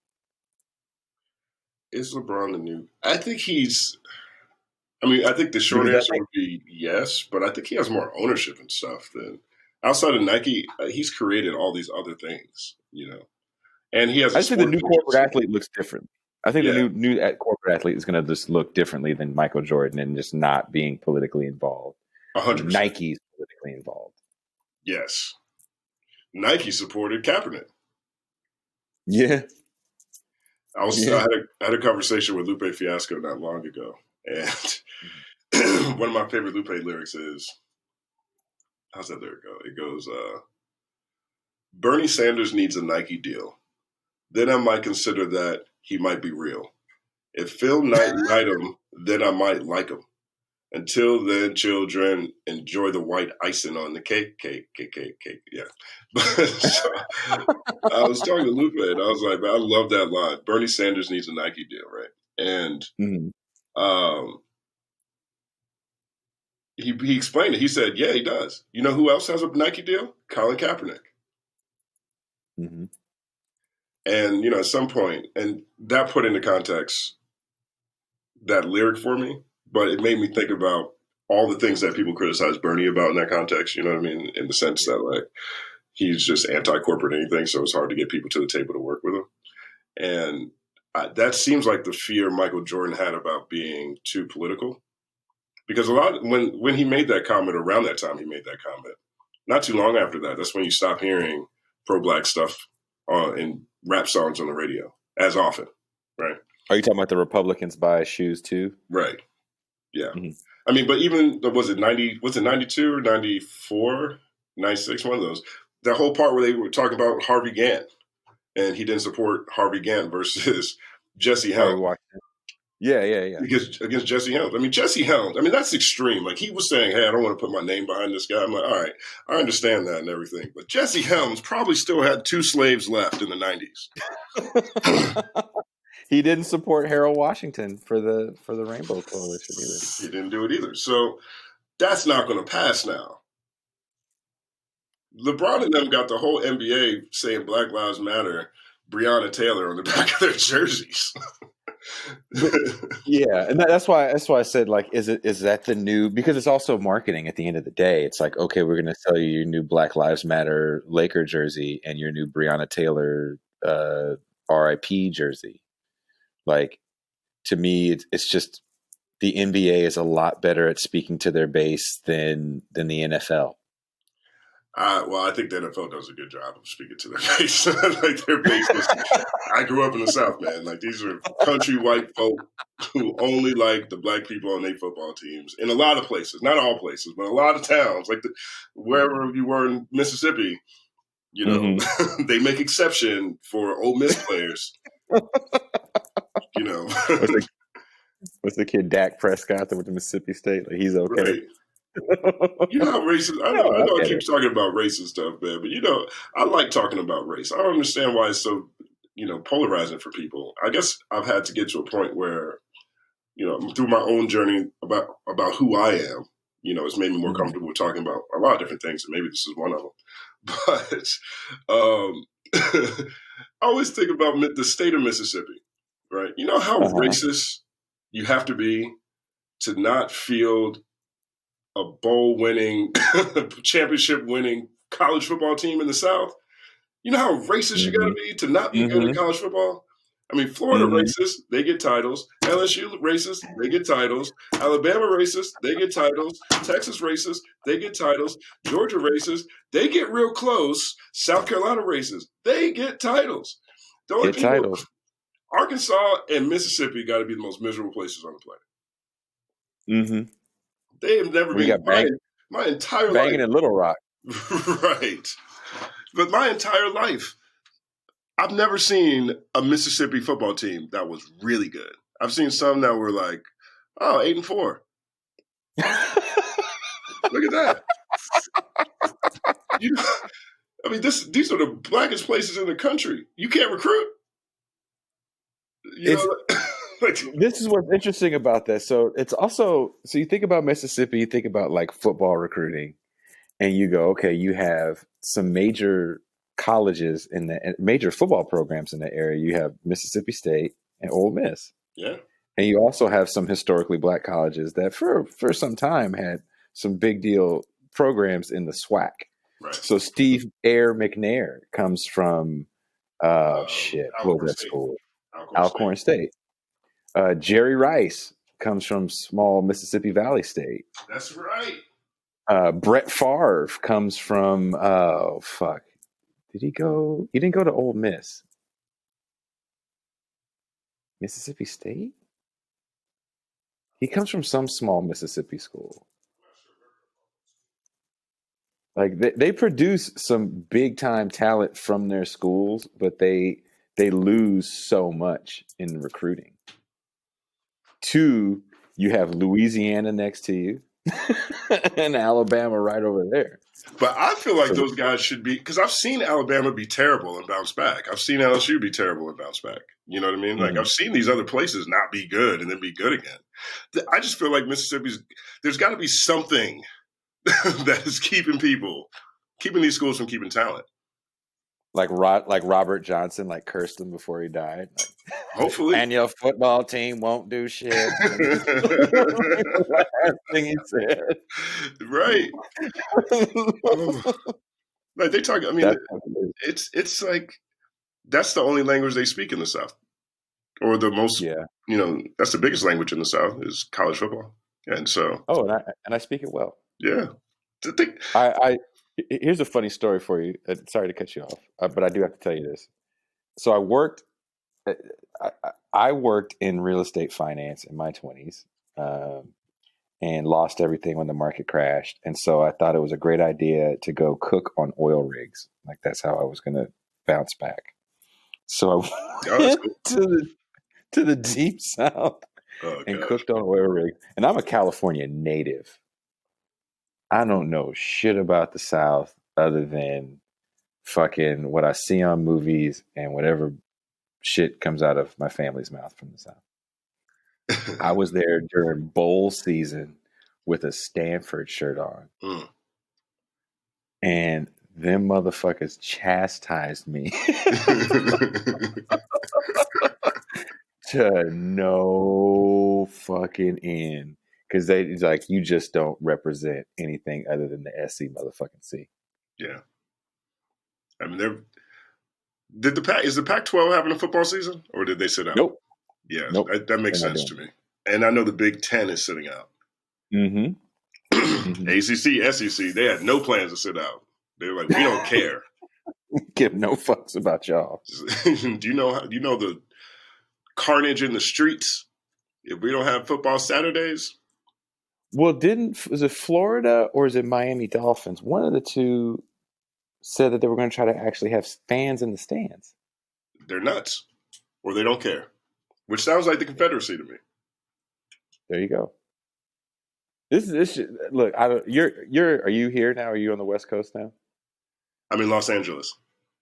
Oh, you were definitely on the West Coast. Yeah, man. Palm trees and all. It's really warm here, always. Even when it's cold, it's still kind of warm.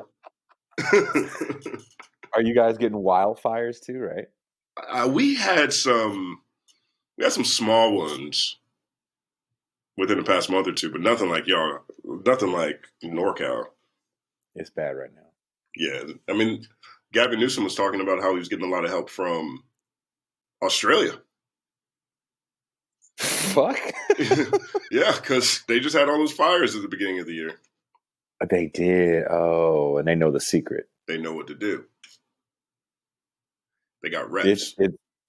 It's scary. Like everything smells like a constant campfire outside. Does no it matter really? Where you go. Oh man. Yeah, it's pretty bad. Well, it's a good thing people aren't having to go to work. Work out of their offices, rather. Everybody, working from home. Yeah. I mean, it sucks too because you can't go outside. Like that was the one thing. I work at one of the emergency shelters that we have here in Oakland. Okay. And I have an outside fitness thing. We couldn't do it today, so people are pretty bummed. Oh man. Yeah, man. I mean, I do. Ever since I moved to California, though, I do look at air quality on my little weather app. I never did this any place else I ever lived. I lived in 7 places, 2 continents. This is the only place I've ever lived where I look at air quality. And now You're it's also COVID. kind of in the middle of it. Right. You're in the middle of it in LA. Like you've seen Who Framed Roger Rabbit. Like that is truly based on the destruction of public transportation. Like that shit isn't a joke. Is that what? Man, I saw it when I was a kid. I don't remember the plot, and I know I watched it for the cartoon, but I don't remember the plot. The freeway going through Toontown. Yeah. Oh yeah, that's what it was. Yeah. I gotta watch that again. Yeah, watch it again. That's real. And then, like, when you read about how the LA Times actually, fucking love that paper. They did a great series on the highways there and how that all came to be, how even the freeway system there came to be, and the destruction of public transportation. It was this Ford. One of the car companies was a big part of that. Mm-hmm. Mm-hmm. He needed everybody to have a car, and so they destroyed their world-class public transportation system. World class. You can still see. I think there's certain places downtown where you can see some remnants of trolleys or whatever. You can see the tracks. I don't think you can take tracks out of the ground, but I mean to understand that city was so interconnected and working really well. There's another movie that talks about that too. Is it Chinatown? Jack Nicholson. I gotta take a look. I forget, but yeah, go watch Who Framed Roger Rabbit again. So I definitely go check that out because, like, I watched a lot of YouTube videos that point out everything wrong with the movie. There's one called Cinema Sins I like, and it's like everything wrong with Terminator Salvation in 18 minutes. Spoiler alert, duh. And they had one on Roger Rabbit. I didn't even watch it. At least I'll check it out and get the clips on it or something. I hadn't seen that movie in hella long. I just wanted to rewatch it because I have a 2-year-old now, and tried to rewatch it with him, and he definitely didn't give a hot damn because it's not as bright as like Pixar movies. Right. And I think when you watch a Pixar movie to like a dull, there's live action, he's like, no. But I sat there and watched it. And I was like, "Oh shit, this is an interesting story. Good for you." I was like, "Oh man!" And that's the role Eddie Murphy turned down. Oh wow, he didn't need it. He was good. That's why he played the donkey. Yeah, that's why he's like, let me get back up in this.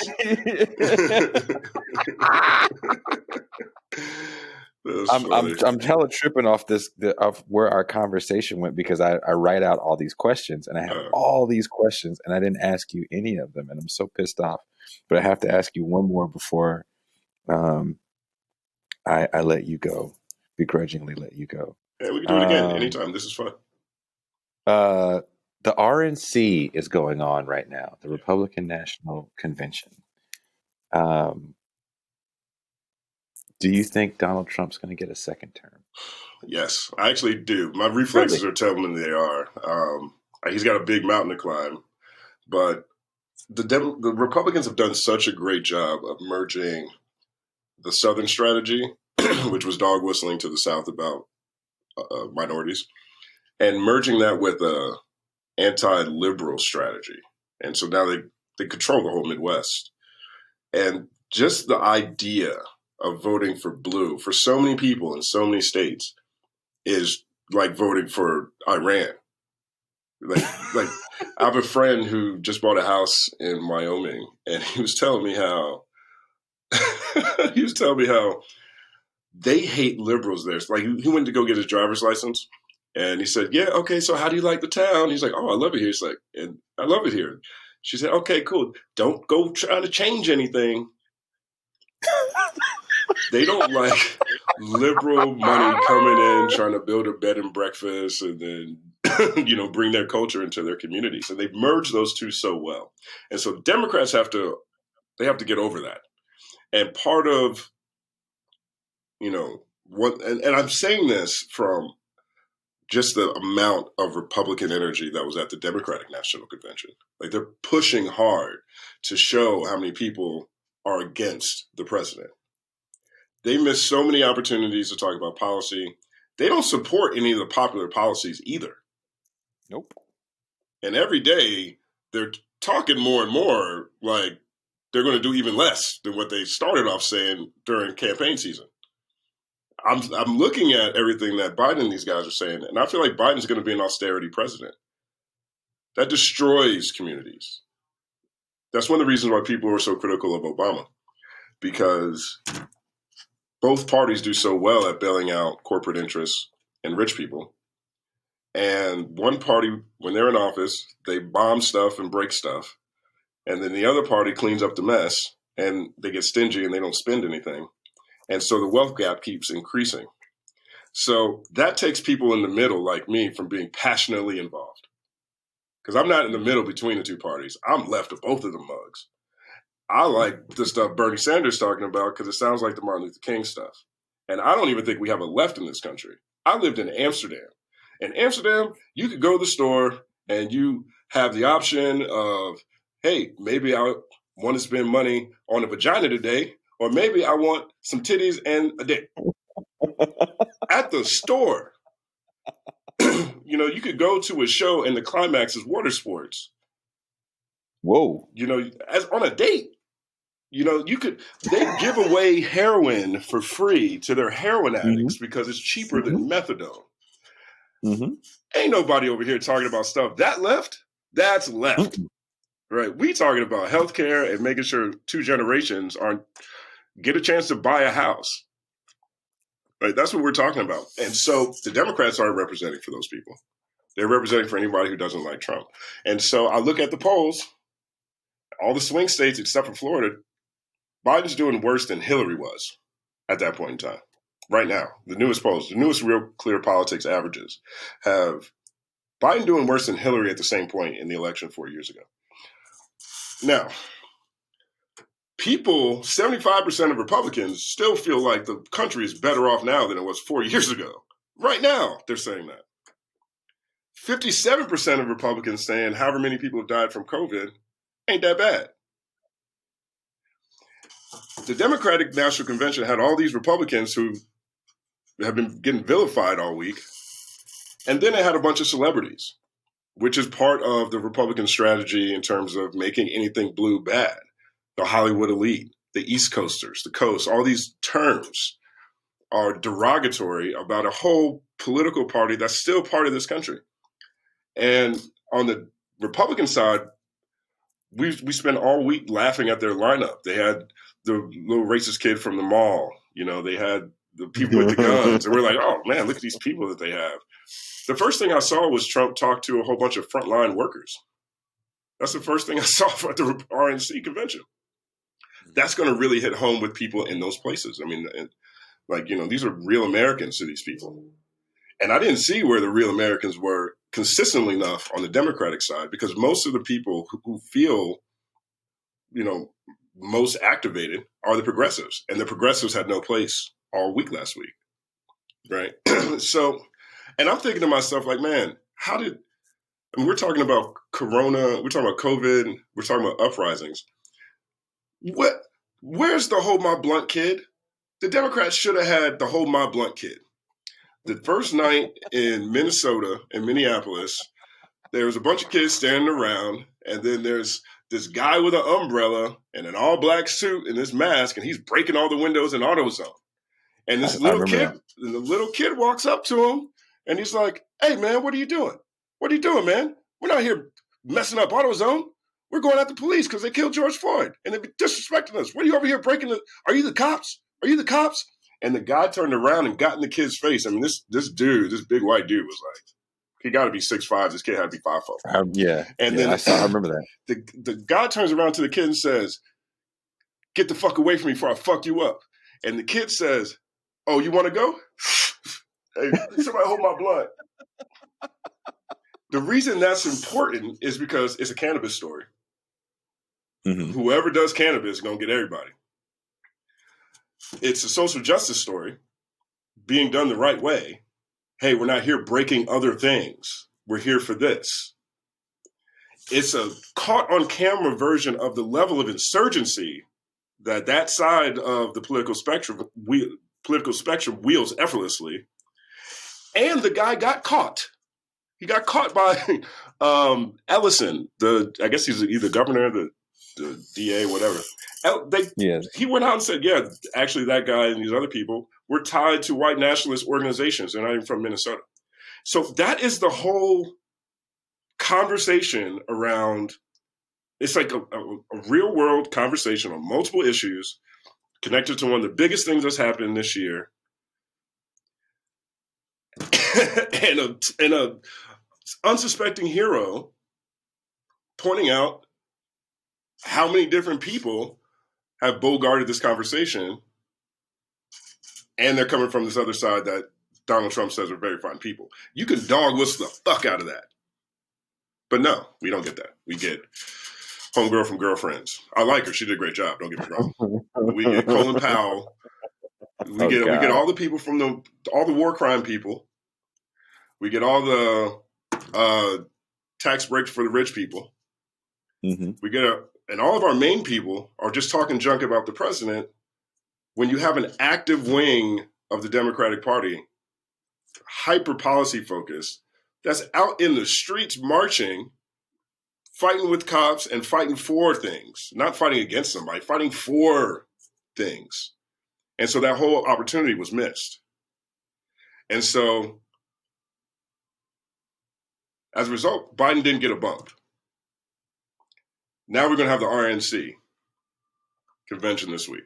And people are going to laugh at it and they're going to pick at it. And maybe Trump doesn't get a bump, but he's not going to fall down. And so right now, I'm seeing the energy on the left waver. Partially because the DNC has distanced themselves from some of the biggest champions. Also partially because things are starting to open up in a lot of places. People have to go have responsibilities they have to tend to. And so when I see all of that, when I see the fact that Trump is doing, he's doing better against Biden than he was against Hillary. I see how well the right is at making anything blue, anything liberal, a derogatory term. I see a Republican base that ain't moving. 75% of them think it's better than it was 4 years ago. Why would they change? And I see the Democrats positioning themselves to get swing voters or, women who are upset they can't send their kids to school or whatever their target is. Mm. I see them targeting a very narrow group of people. And, I haven't seen anyone that's able to flip the script as well as Trump has on any of this stuff.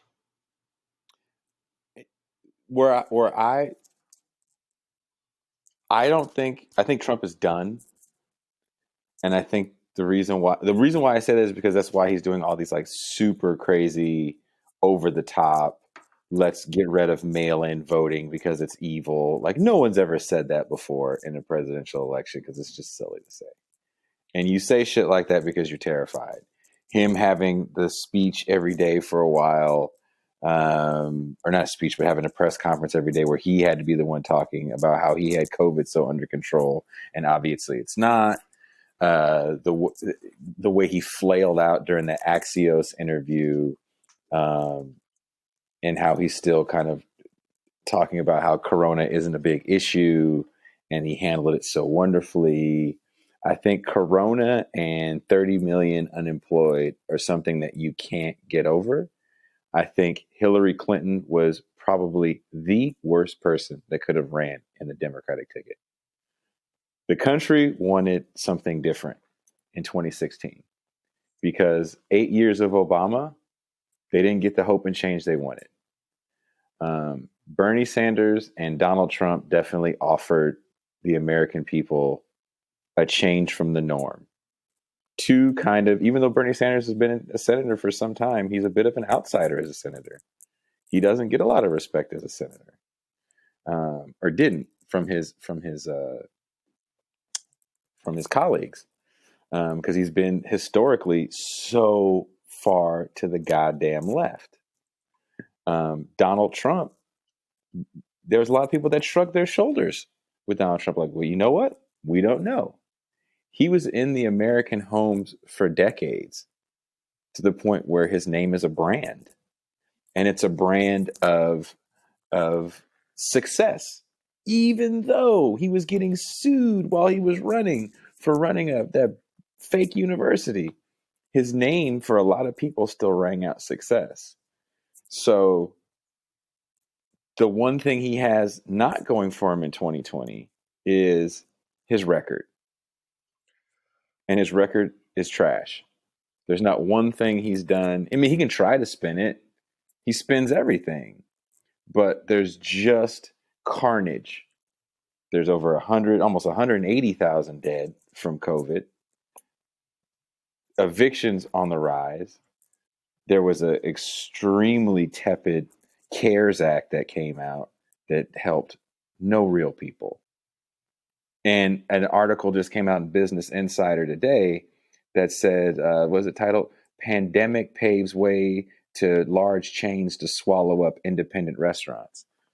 And, you know, we're not talking about just your one mom and pop coffee shop on La Cienega.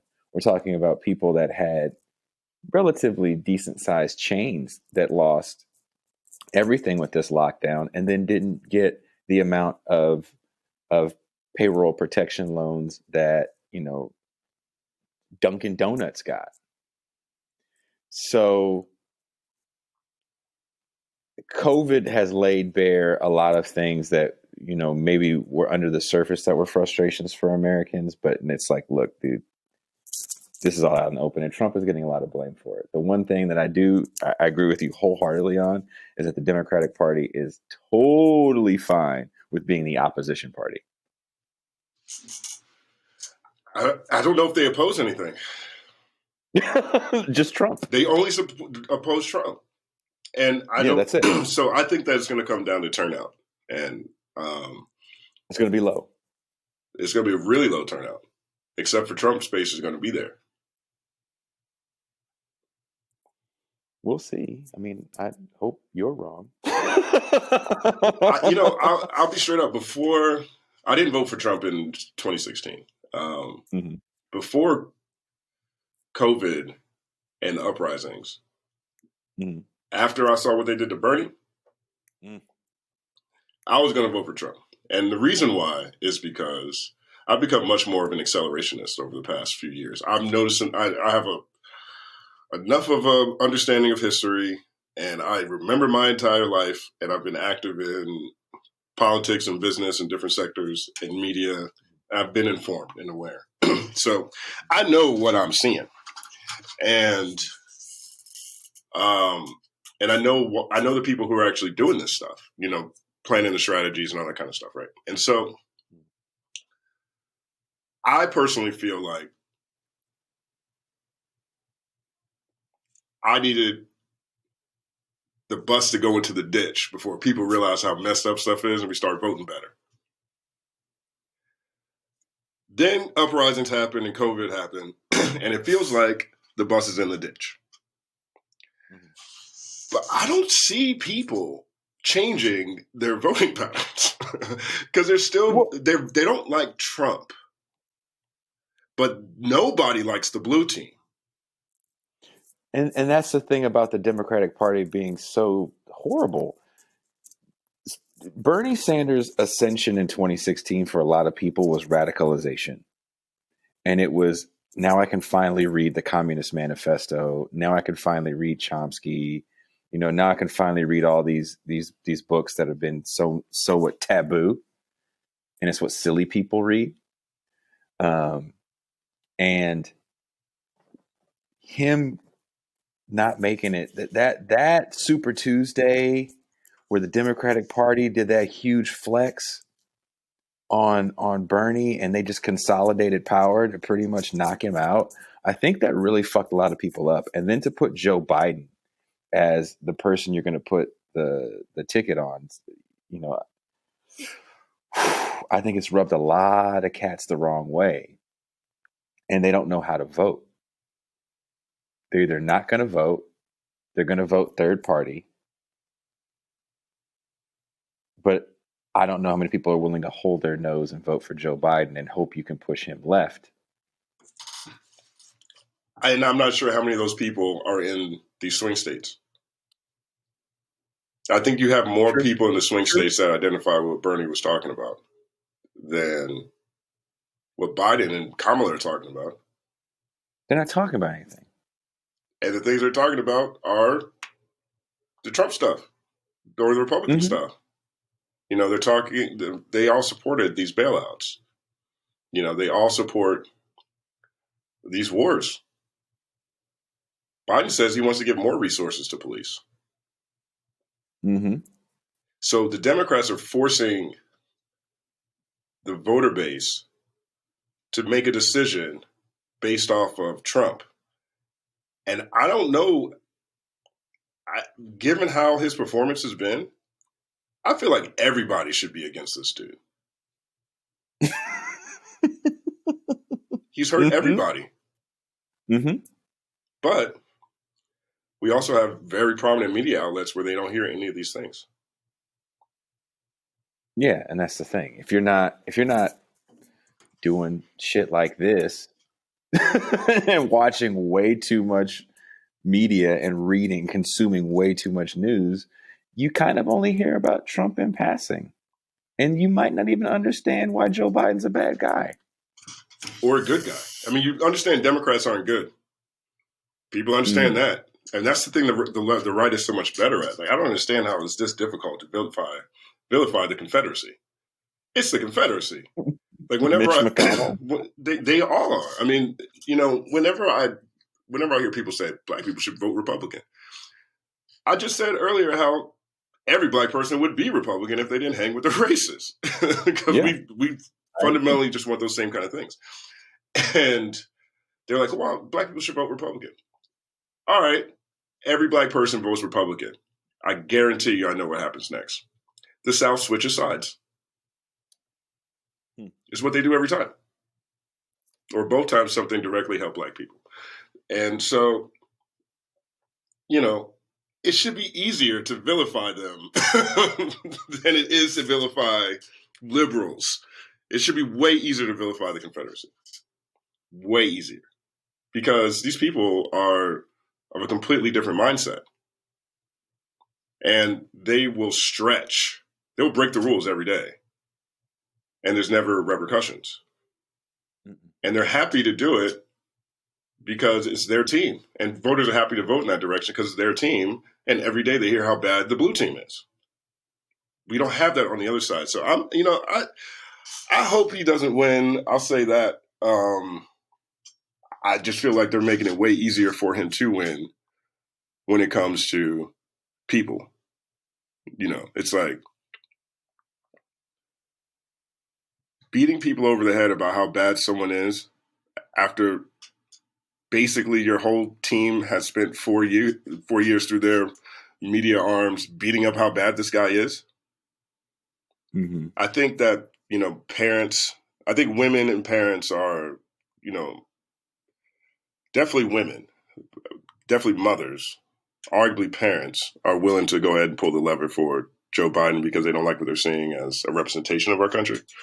But there's so many people who like this stuff. They like someone finally throwing a middle finger to the entire system. And I'm not sure if Biden and Obama light are a good combination for people in certain places. Because that's really where the battle is. And right now, Biden's doing worse in those places than Hillary was. So We'll see. Because people were actually, I mean, I can honestly say I have friends in the South that were Trump supporters that were starting to listen to what Bernie was saying. I mean, it definitely took a little bit of explaining a few things because, people don't understand democratic socialism. And when all you hear is somebody say, what, stop, 300 million people dead, Stalin, and you say, well, don't you think you should have health care? Well, yeah. Wouldn't your life be different if you didn't have to pay for school? Yeah. Okay. These are the things that this person's advocating. And they're not trying to take your gun away. It really changed the conversation, and they even started to get radicalized. And then you have again that flex, that Democratic Party flex is what's really hurting them on one hand with the progressive vote. But when I look at the down ballot races, Cory Bush and Lamar Bowman, or is it Jamar? Jamal Bowman in New York, right? Yeah, I mean these are big wins. If Shahid Buttar can pull off the upset of the century and topple probably one of the most powerful people in politics, Nancy Pelosi, we're starting to see a progressive shift.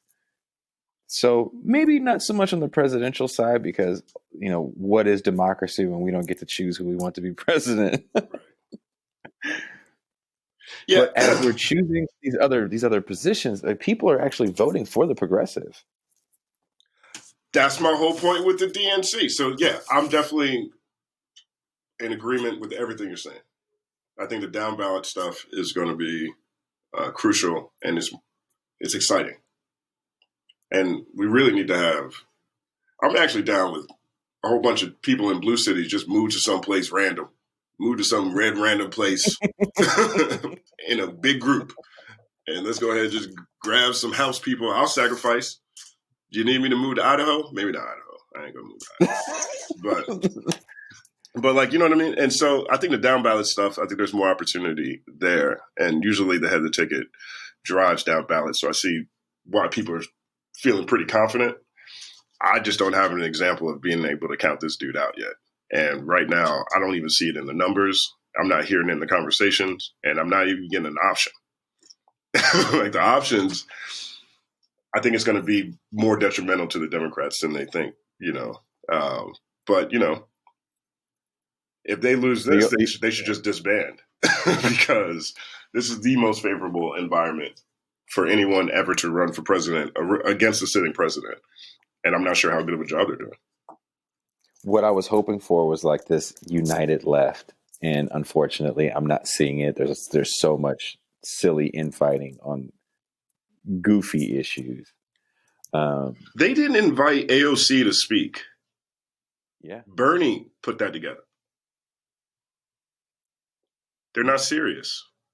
Or they're seriously they don't not like on the left. Wing. Yeah.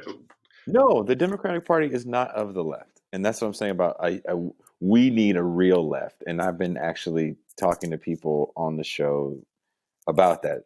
And their whole thing is we need a real labor movement again. And that's why there's a lot of attention around Chris Smalls, the dude that organized that Amazon strike a few months back. Right. Because the guy who got fired. He got fired, right? Yeah. Oh, yeah. They went after his ass. Did they have him at the DNC? Of course not. They didn't have him. They should have had him and the Homa Blunt kid. Yeah. Then you turn out all those voters that voted for Obama in 2008 and 2012. I have another friend of mine who is an astronaut teacher. And he that's kind of badass. It's a cool ass job. And so we get in these conversations, and but he started off in Chicago in the early '90s as part of a street team, and with Shepard Fairey was a part of it. So they're a part of the same graffiti crew, and so he worked in the Obama administration with Shepard Fairey and all that stuff. And he pointed out that Obama won a big part of the reason Obama won was because he had a street team. That hope shit was everywhere. The Obey posters with his face on it. Obama had hats. No, Trump had hats. Hats are everywhere. That's a street team move. Where is Biden and Kamala's street team? AKA and You Know Me, Joe. It's when you watch The View. That's it. It's when you watch Ellen, and apparently, if you watch any episodes of Will and Grace on Hulu, a little Joe Biden and Kamala Harris fall down from the screen. I'll feel a whole lot better if they figure out a street team move between now and then. I need a street team move. I need to get some IG stories where he's just talking to the smoking blunt kid, hold my blunt kid. He's not that. I know. Neither one of them are that charismatic, and it's kind of sad because, you have this somewhat, I shouldn't say somewhat, it's a historical moment. You have Kamala Harris, the first Indian Black woman vice presidential candidate on a major ticket. Yeah, I guess. They're all immigrants to me. Everybody's an immigrant. I don't feel attached.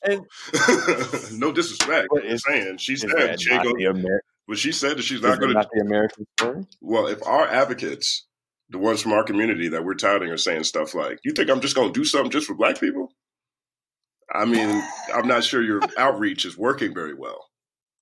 Like, don't be up here saying, "I went to Howard. I'm an AKA," but I ain't doing nothing just for Black people. That doesn't even make sense to me. Well, that's the Kamala Harris brand, and she's been really good at it for however many years, 20 plus years of politics. All right, so let me ask you this question. Because I do have to run after this, but I'm going to ask you this question. Now, we're inside baseball. We're tapped into these conversations and these numbers and things, and you describe the people who aren't tapped in. Do you think the not tapped in people, from your perspective and the ones that you've met, do you think they see a difference between Trump and the Democrats? Yes. Then that's all the hope I need. Projection is powerful. Thoughts are physical. You're right about that. Obama and Ronald Reagan. There's not much of a difference, but they both had street teams.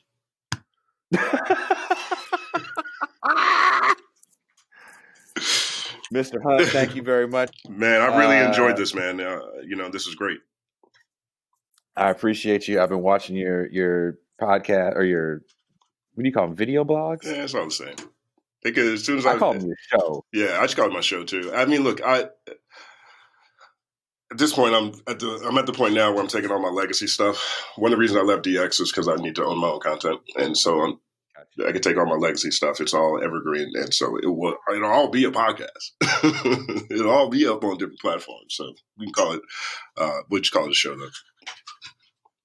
I enjoy your show. Thank you very much for dropping these jewels and having this conversation about hip hop, race, class, politics. I love it. I'm going to play a little music. Don't hang up.